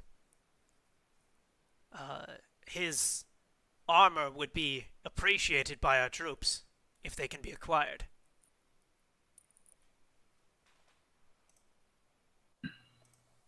Will be done. We will initiate conversation with them after this. All right. If that is all you require of us, we will begin preparations. And they both sign off.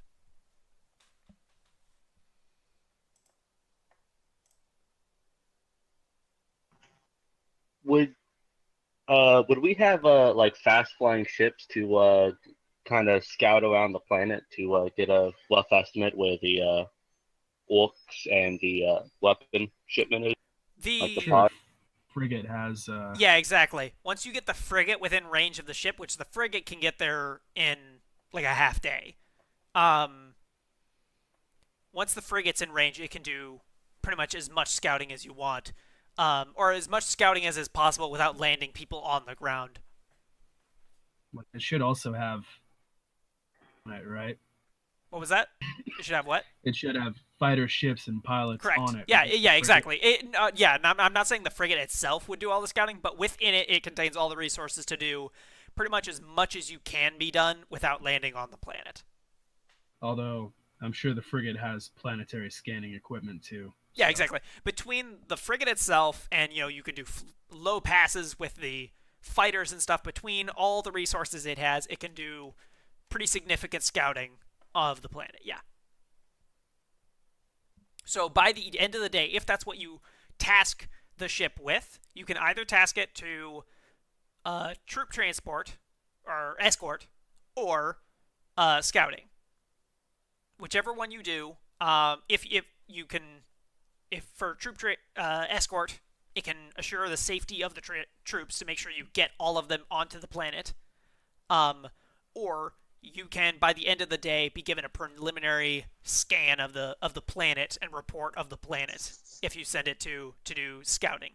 If you don't tell it to do scouting and wait till you actually get all the troops there, you'll still get scans of some sort, just not as intensive. Mm-hmm. So the choice is up to you guys on that one. My vote would be that we gather our resources and strike Nidus after escorting everything there.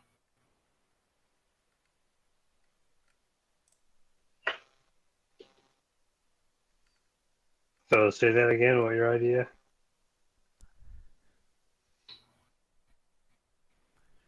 said my idea would be that the vengeance to basically and gather all our resources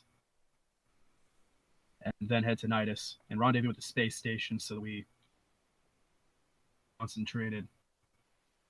So Irvin plans on having the vengeance escort the troops, gather resources, and consolidate all your power together, all your forces together, so that you strike simultaneously with everything you've got. When everything's finally ready. I like it. I'll have to talk with the Magos, presumably. Fabricator General of the Forge World. Do you guys want to start communication with the Forge World? I'll leave that up to Zebediah, since Probably a good idea. I don't think I would know how that works. It's probably a good idea.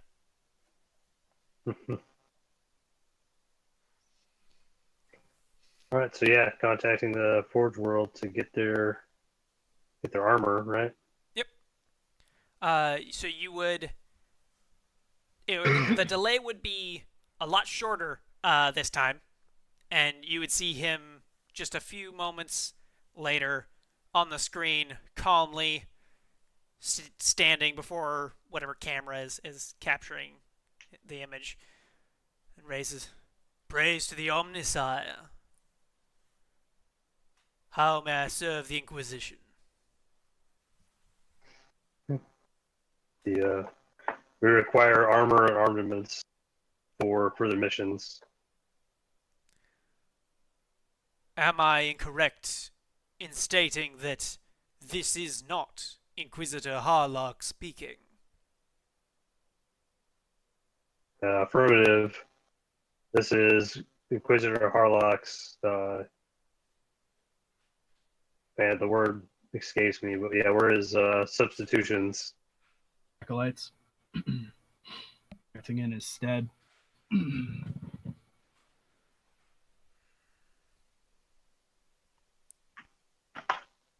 So, These are yeah, cooperation is required. uncertain times. We put our trust in the Omnisire and the Inquisition that he has placed in power. What do you require exactly?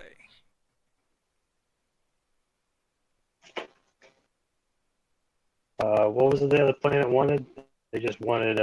Well, they were basically saying the Forge World has stuff. You should probably ask for their stuff in aid of this invasion. The Lord General was not very specific about what the Forge World actually makes or can provide. Yeah, we're basically just everything. Tithe, right? We're rerouting essentially the tithe to equip these regiments and send them into battle. Because right? they have guns. Like, they have las guns.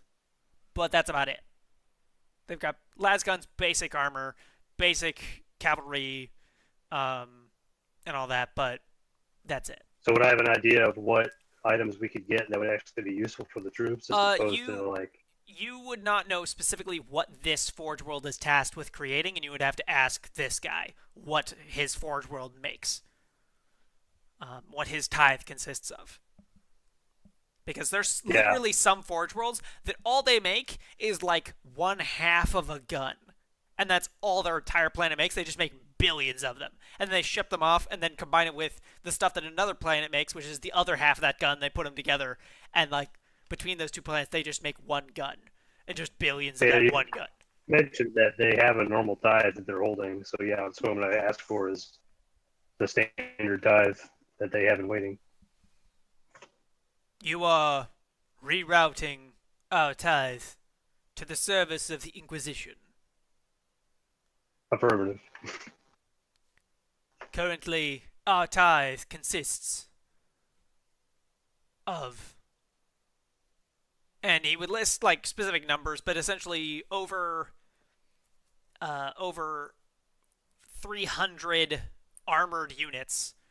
So like tanks. That would be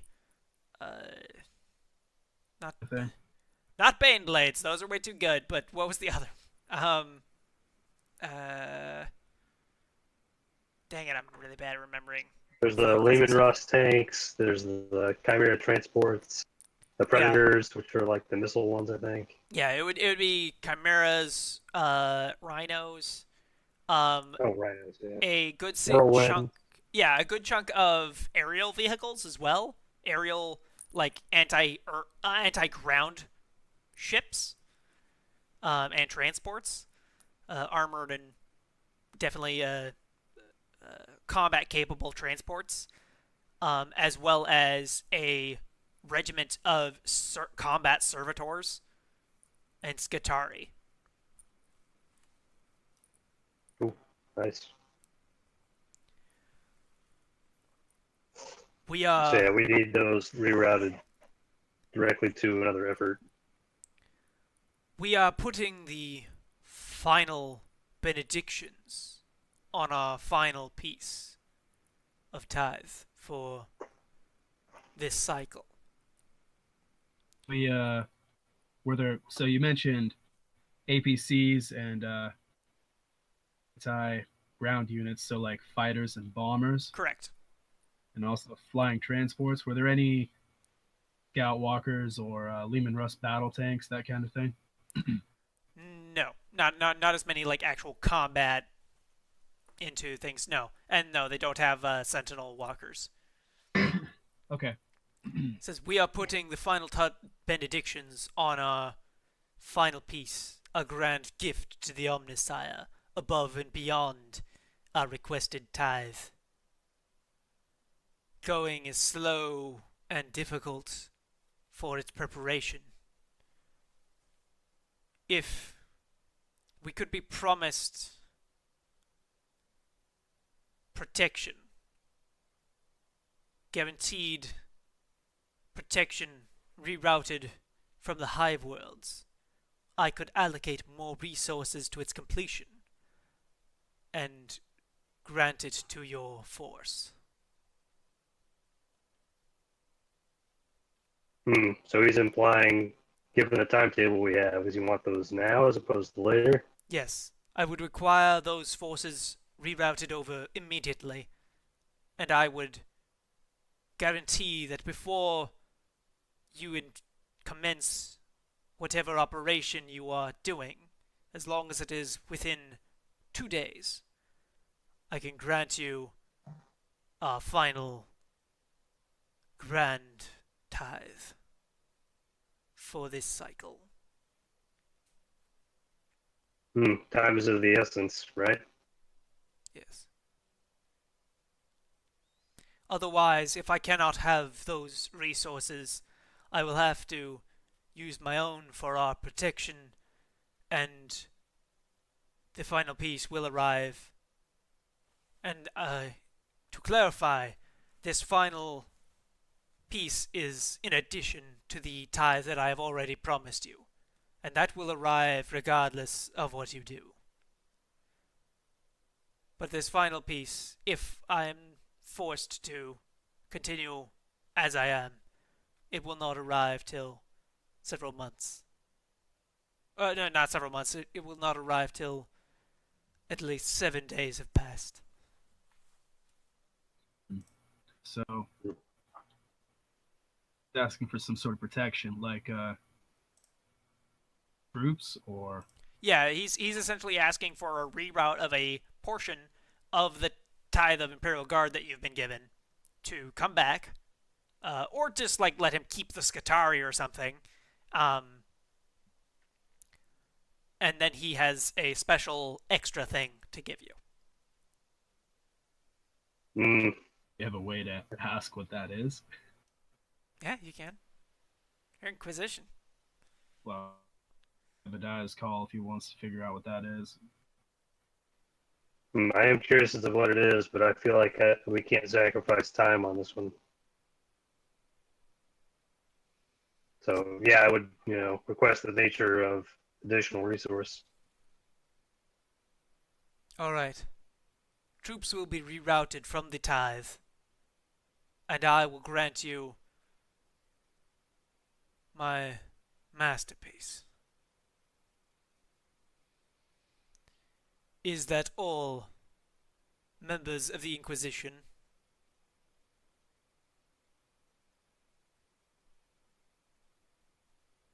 Stood him. I think he was asking what it was. Yeah, I'm trying to figure out the nature of the Oh, extra okay. Sorry. additional resources. Because One moment. And I have a feeling we want to move on this faster, sooner rather than later. he stands up, and whatever is taking the video of him moves with him, and he walks outside to his balcony. He waves his hand, and the camera turns around, and you would Like see... a Titan or something? Yes.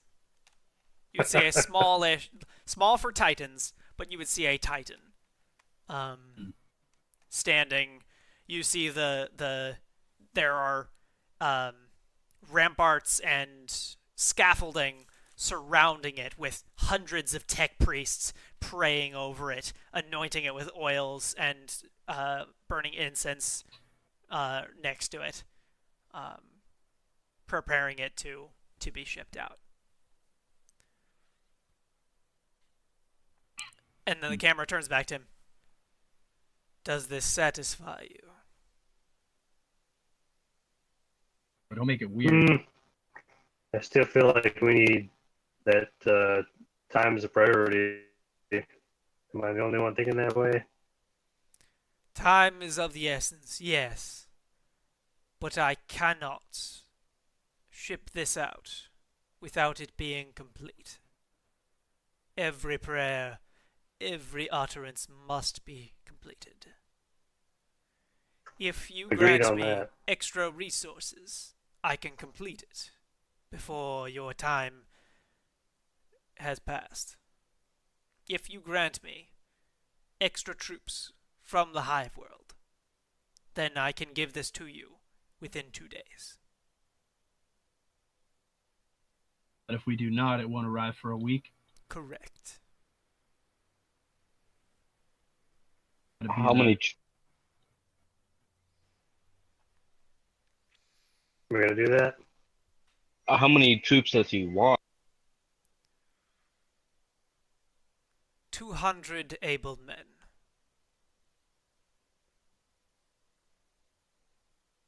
It's going to cost us how much in time? We'd have to. The rerouting of them shouldn't be. It will be fine. He says he's going to immediately allocate the resources, so he is gonna be on a deficit for a little bit, waiting for them to arrive. But he's gonna absorb that cost. So it's not gonna slow down you guys' troops in any way. It's just going to, you will have 200 less men on the field, but you will get this instead.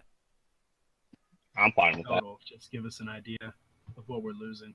Yeah. The cost is 200 men, guaranteed. You won't get them, but you get this instead.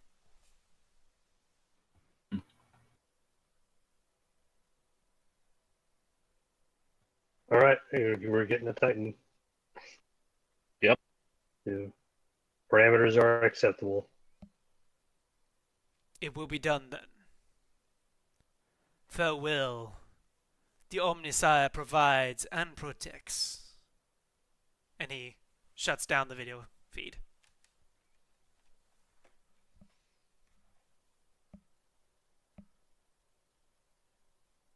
All right. Can I track that with the UPS code or?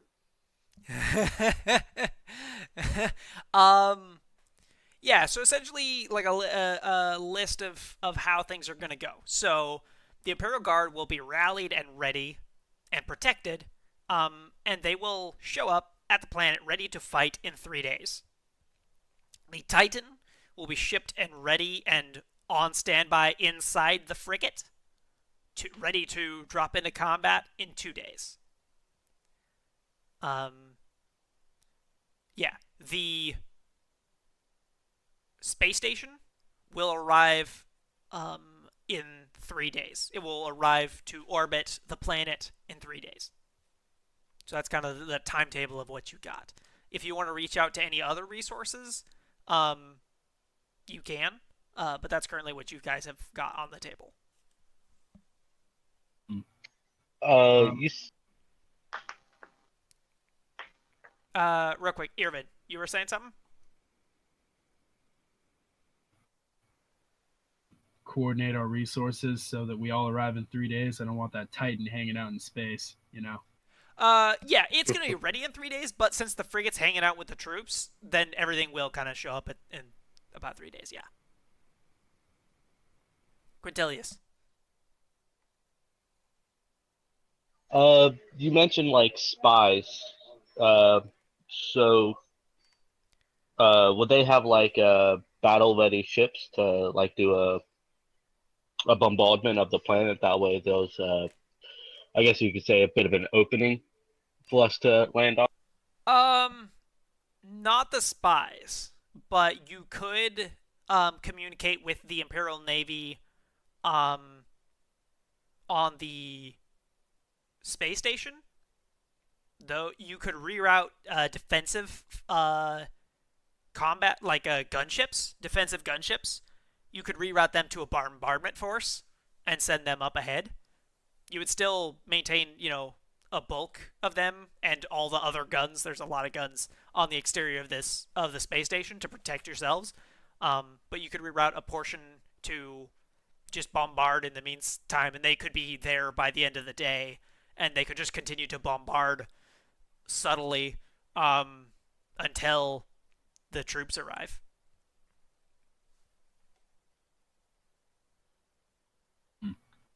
Does that sound good with everyone?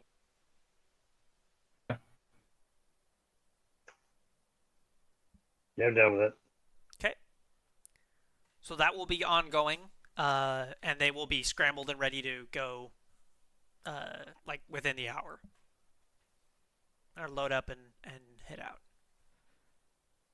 So we have Inquisitor's desk. Do we know what his secret measure that he held in reserve was going to be for that mission that we finished? Yeah, you would see that um, it is that like labeled essentially secret measure, defensive measure um, for that planet mission, is a communication line to uh, a room that is not on the map, like the schematic for this space station, but a room somewhere. Essentially, it's just a direct Vox line to somewhere in this ship. Hmm. That is a very good question. Very good line of inquiry to follow. If do you want to open up that line of communication and talk?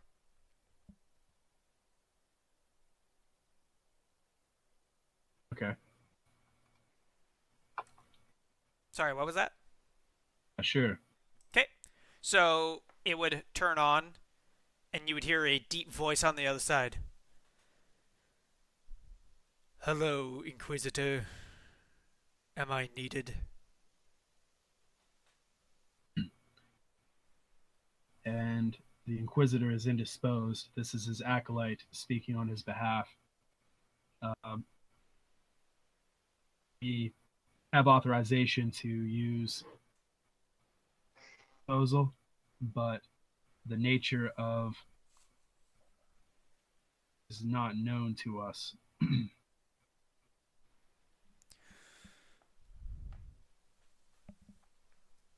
I am an Adeptus Astartes of the chapter Iron Shield.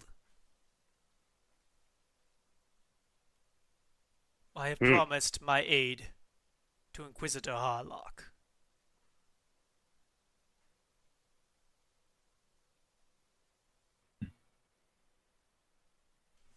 Inform you if we have need of you.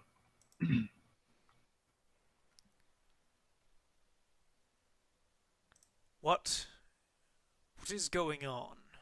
I tire of this darkness of information. Hmm. Space Marine. So, brief rundown of there was an assassination attempt on the Inquisitor. He is recovering. Will soon be battle to be had against the orcs. Orcs. What is this attack's purpose? Are we merely culling their numbers? Something of great value. It's them directly. All right. Where will you want me in this fight?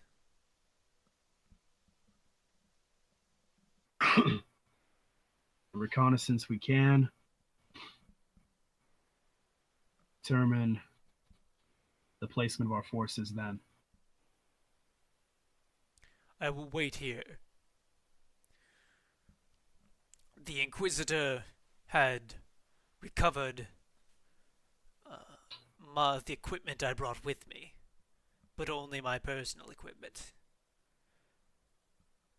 There's a control should be at the console to fire my drop pod. As long as you communicate with me, I can get in it and be dropped wherever I'm needed. Enough.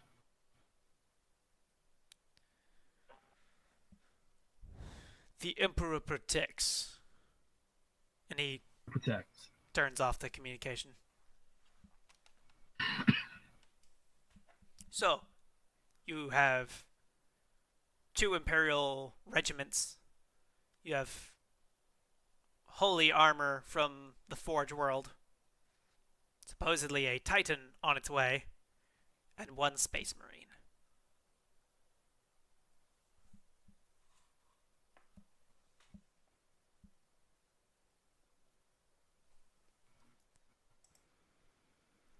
All right, sweet.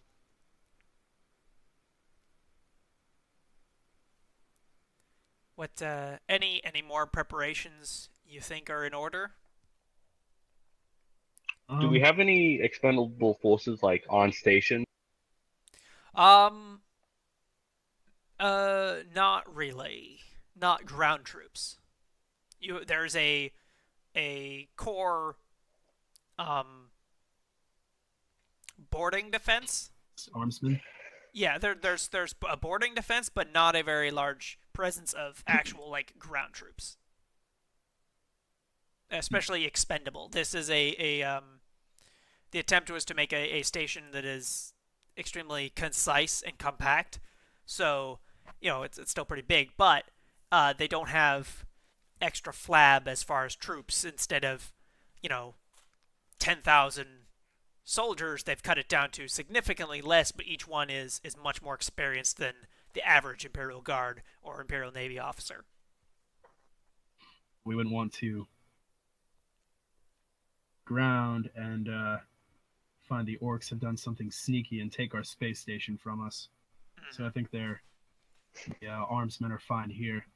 So you weren't telling the Lord Generals, but what do you want to solidify any of you guys' plans as far as leading the army?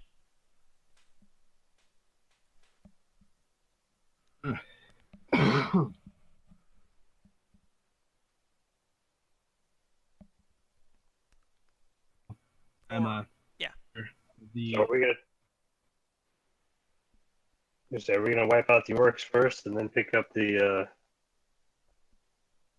armament afterwards, or are we gonna try and get the orcs distracted while we go after the armament? It looks like they're all probably concentrated around the thing, so Yeah, I just have to try to break through and kill any orcs in our way. Which would probably be all of them. Yeah. Yep. That's kind of how orcs work. So are any of you planning on... So what the Lord General was getting at, though, was that there's no, in sort of the way the tabletop works, you need a leadering unit most of the time. So essentially, you guys get to pick who you want to be that, or if you guys want to be that. You have the opportunity to just make the Space Marine the leader guy, or you guys can do that yourselves. And I will actually give essentially special effects to the army based on who is in charge. Delegate it to them and have them choose their officers. I don't know.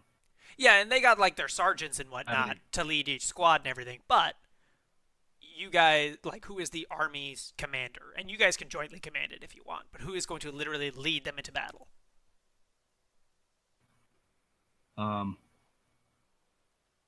Like I said, it can be the Space Marine. You can just have him do it if you don't want to.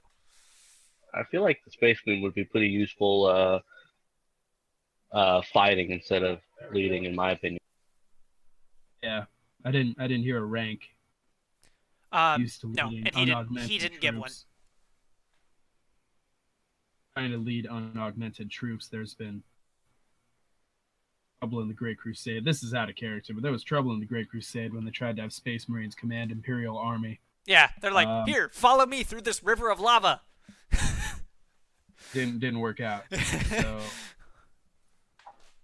yeah, my idea would be for the regiments to kind of pick an officer corps. Do they have any combat? They have combat training and experience, right? Combat training, and they have been basically just sitting around doing drills, but they have very little actual engagement experience. Kind of raw PDF taken for the Imperial Guard. Yeah, yeah, and because they've been sitting around basically on the dock, not being taken, they've been just sitting around doing drills, doing more practice, doing more pretend fight, play wars and whatnot, but they are actually engagement-wise fairly green.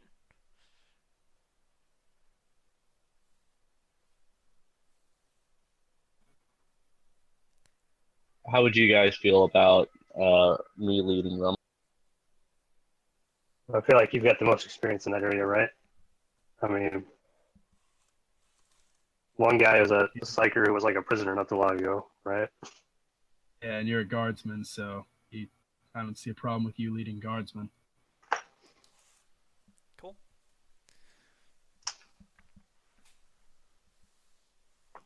Very cool. Yeah. All right, so Quintilius will functionally. I'm gonna kind of take away a little bit of his downtime as he's gonna familiarize himself with exactly the number of troops he has and all that. But you can continue to talk with the party and do whatever they're doing. But you will be leading this army. You don't necessarily have to make all the battle plans and whatnot once you guys get reconnaissance back, but you will be leading the army. They will be basing themselves on you and how you want to fight. Yeah, cool. So we're getting like close to the end. We don't have to specifically stop at any time too soon, but that's what's left. Is any preparations you guys want to do that you don't want to do next session? Anything? Yeah, this is just preparation for an invasion. Anything else you guys want to do for that? I mean, I'd probably myself a little bit, some if there's any combat servitors on board, I'd be anyone willing to spar with me.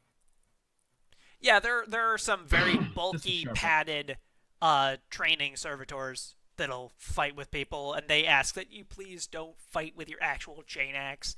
They will give you something to act instead, because else we are going to totally run out of those pretty soon. And don't incinerate them with your mind or something, please. I would also, meditate a little bit and just try to center my. And also, is there scrounge for any equipment we can get? Yeah, you guys can roll requisitions, and I'm going to give you guys a plus 30 on requisitions since you guys are in charge now. Right. So if we can't get it, it's not on station. Yeah, exactly. Exactly. And in fact, tell me what it is, because if I think it like is in ready enough supply, I will just give it to you, no roll. Tell me what you're going for and tell me what the rarity is, and I might just give it to you because there's a lot of stuff that just take it.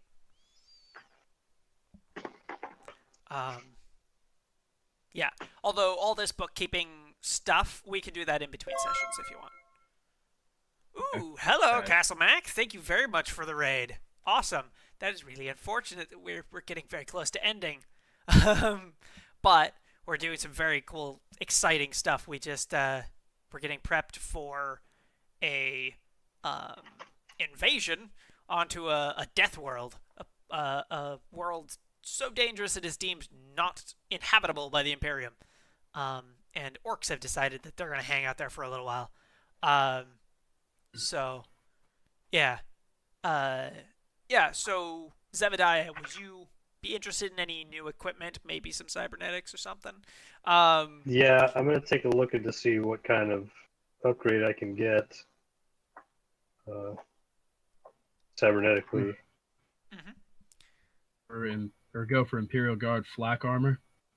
Okay, Imperial Guard flak armor, no roll. You get that. Okay. You can literally just walk up to a guard and say, "Take your shirt off. Give it to me." Yeah, no, yeah, you totally get that. Yeah. Quintilli's... Although we don't have time for Urban to be walking around asking everybody to take their shirts off. No. Quintilius, do you have in mind not necessarily a battle strategy, but a battle philosophy that you want the Imperial Guard army to be taking? A philosophy of, I mean, you're a sniper, so probably like keep at a distance and fight from cover sort of thing, or what do you want to? Do you have anything in mind? Yeah, fighting from cover thing is probably going to be best, because if the orcs get in close, it's just gonna. Okay. How do you want to? What is your thought on implementing the armored troop carriers and such that you're going to get, and the bombers and stuff that you're going to get a hold of? What is your thought on implementation of those? Kind of like a Blitzkrieg style attack. We could send in the bombers to clean up the surface a bit, then rush in a couple of troop transports to make our lines. Okay, yeah. Forward. So bombers come in, rip up the jungle, then rush a bunch of troops forward in armored transports and set up a line so that the rest of the army can catch up and join that line. Okay, cool. That sounds cool. Yeah. What are your thoughts on the Titan and how you would use that thing? It's a very good place to command from if you want to hang out on the Titan, because it totally has like mega speakers that it can just yell out orders from or whatever, or try and insult the orcs and decrease their morale somehow. I don't really know the combat effectiveness of a Titan, but it seems like it'd be useful to lead from while attacking. To do what? What was that? To lead on the front lines from the Titan. Mm-hmm. Yep. Absolutely. That's a easy way to lead from the front without dying. Yeah. Yeah. You don't have tons of info on what the orcs have, but stuff short of like other Titan weapons or large Melta weapons, the Titan is going to be impervious to most small arms fire that the orcs can throw at you. You're going to be able to take a lot of their regular slug of fire with ease. Yeah.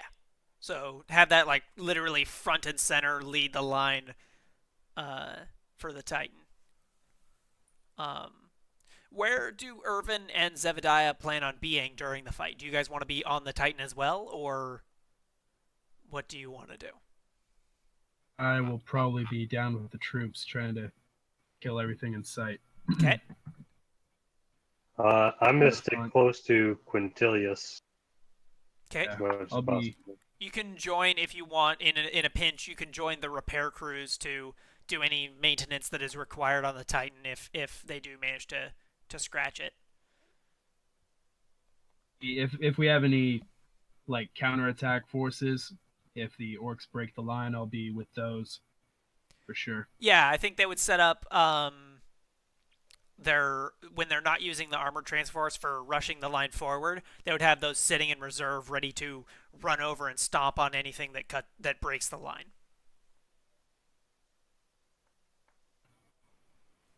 As far as stuff to get, I'm also looking at what's called a brazier of Saint Roberto. It's an item from Enemies Within, and it's basically a big torch that goes on my backpack. Uh-huh. What does it do? It offers bonuses, and it's a common item, and it offers bonuses to like charm and command with Imperials and intimidate. Yeah, no, you got it. Yeah. So if I'm knocked prone, I have to pass agility or set myself on fire. What? That's fun. But you have flame access to fire all the time. You can be just and send it at somebody, right? Not strictly. I have manipulate flame, which means I'd have to travel it along a flammable surface. You are going in a jungle. So that's both good and bad. Flammable stuff to move it across all the time. However, flammable stuff everywhere. Keep it unlit. I can light it as a half action if I want to. Okay. Is it just like a switch or something? Just turns it on? Something probably like something like a long match or something that I'd reach behind myself with. I don't know. Okay. Cool. Yeah. Anything that Zebediah or Quintilius are looking to requisition with their newfound power? Chameleon cloak. What is the rarity on that?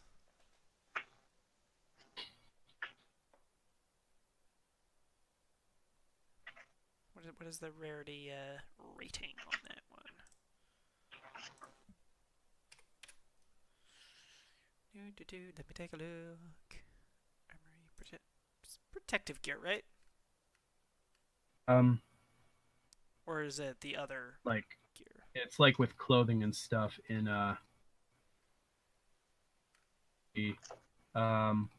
after protective gear. Rare. Got it. Chameleon cloak. Rare. Materials made up of mimicking fibers that blend the coloration of wearer into the surroundings. The garb choice for snipers gains plus 20 bonus to stealth if he remains stationary during his turn. The ballistic test targeting him suffer minus 30 until the beginning of his next turn. Yeah. So I said you guys get a plus 20 to your test. So roll for that because that is rare. And this is a space station where chameleon cloaks aren't super useful, so we'll see if they have one hidden away for some kind of spec ops mission or something. A rare will be negative 20, so it's effectively straight. Yeah. Roll your influence.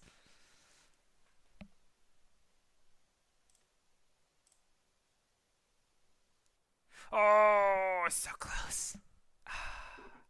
Your influence is... Oh, okay, yeah. That's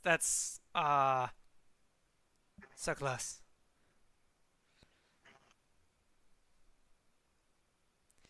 All right. Anything else? I've always got stuff. I was looking for aid and a combat vest as well.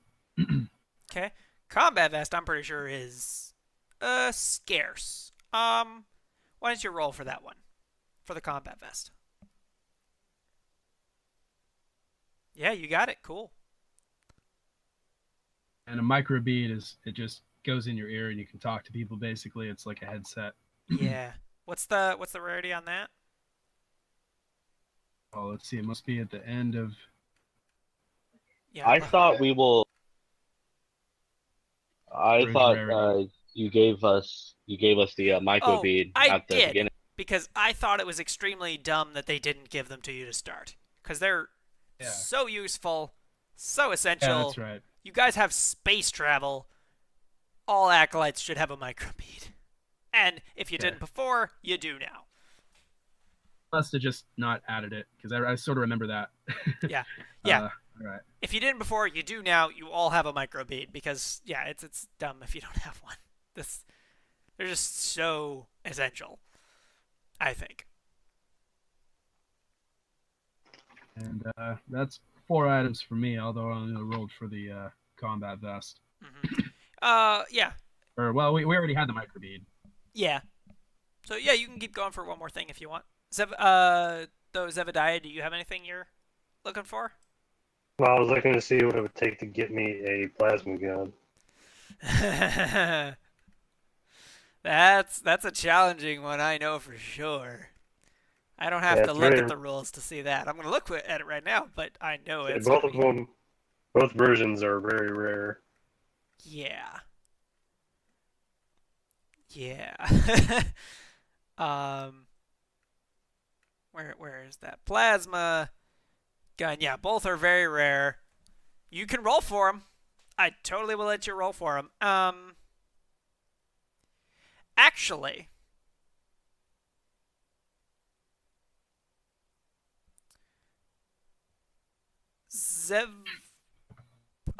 yeah, roll for it. All right, what's the roll? Influence? Yep, influence plus 20. Because you guys are in charge. Yeah. Zebediah. Because I'm just going to say you can't get the plasma gun, because that is... they didn't put it at whatever legendary or whatever is above very rare, because that's a bit too much, but basically, I'm definitely saying the plasma gun is slightly rarer than the plasma pistol. But...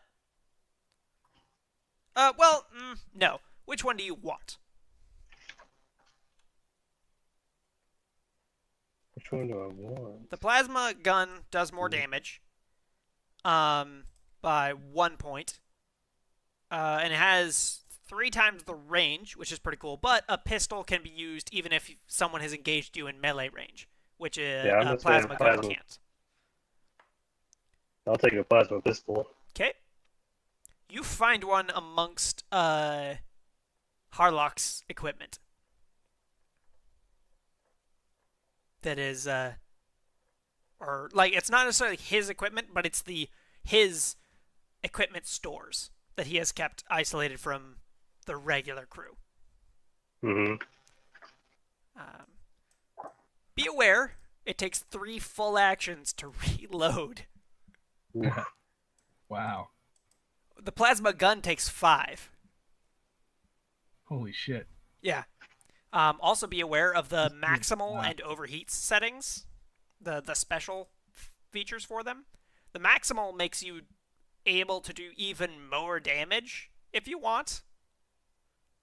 The overheats means that it can explode, or at least like burn your hand. Right. Yeah, but yeah, you have a plasma pistol. Slight upgrade from an autocannon or autogun. Yeah. As my last thing, I'm gonna shoot for some choke grenades. Okay, roll for it.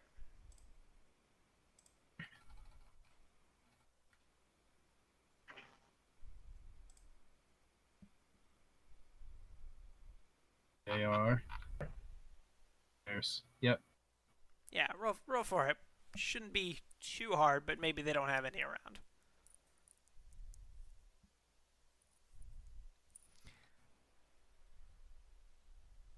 That's 10. There we are. There you go. Why don't you remind me what they do? Yeah. Toughness test on those in their area of effect.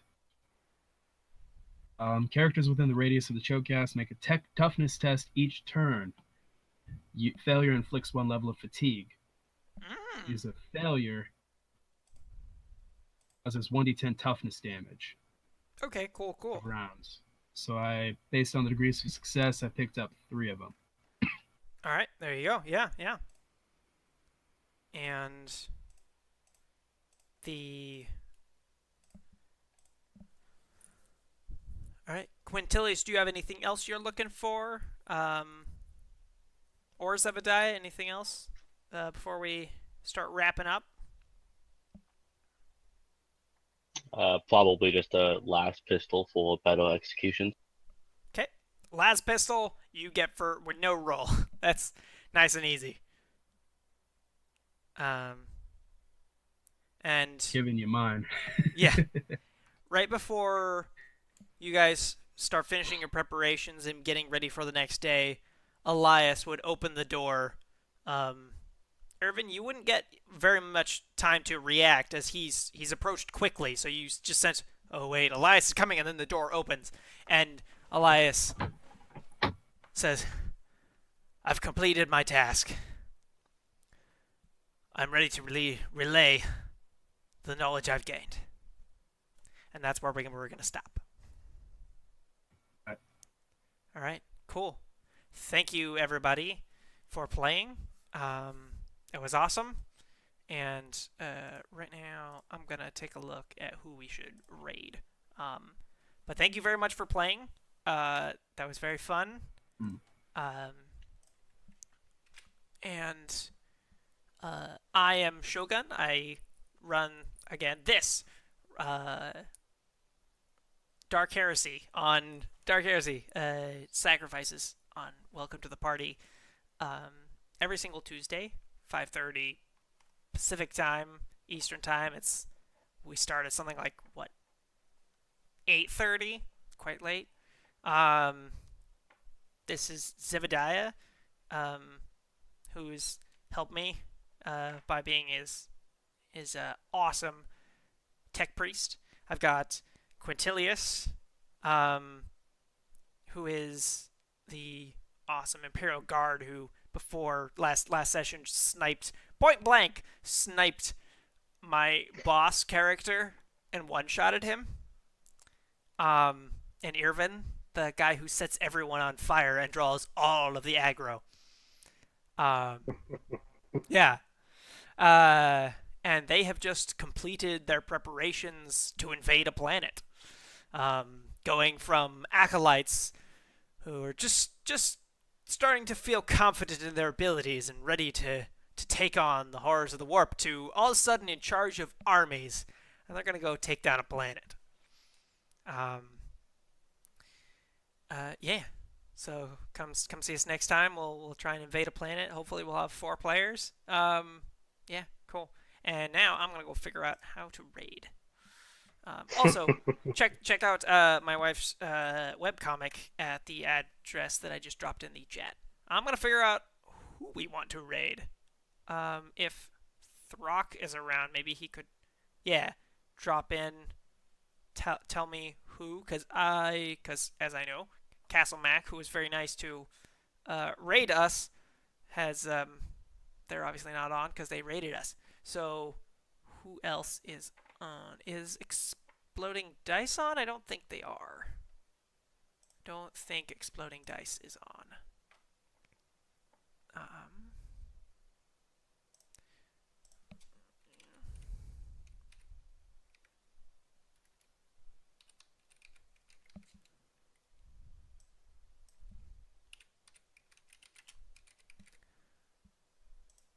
They are... they're hosting someone. They're hosting Saving Throw Show. Let's look at them. How big are they? They've got 60 viewers. Let's do 620. Okay, Video Store Cowboy.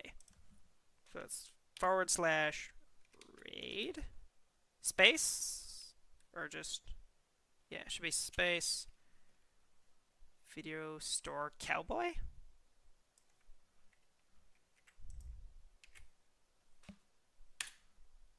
Hey, I did it! It worked! Awesome! Cool. Thank you, everybody. we'll see you next week, and I will be playing in next Monday's game, Necromancer's Gambit, run by Throck. It's really, really cool. I'm really liking playing as my kobold Grix. It's really fun. Some of the most fun I've had playing D&D. All right, thank you. Bye.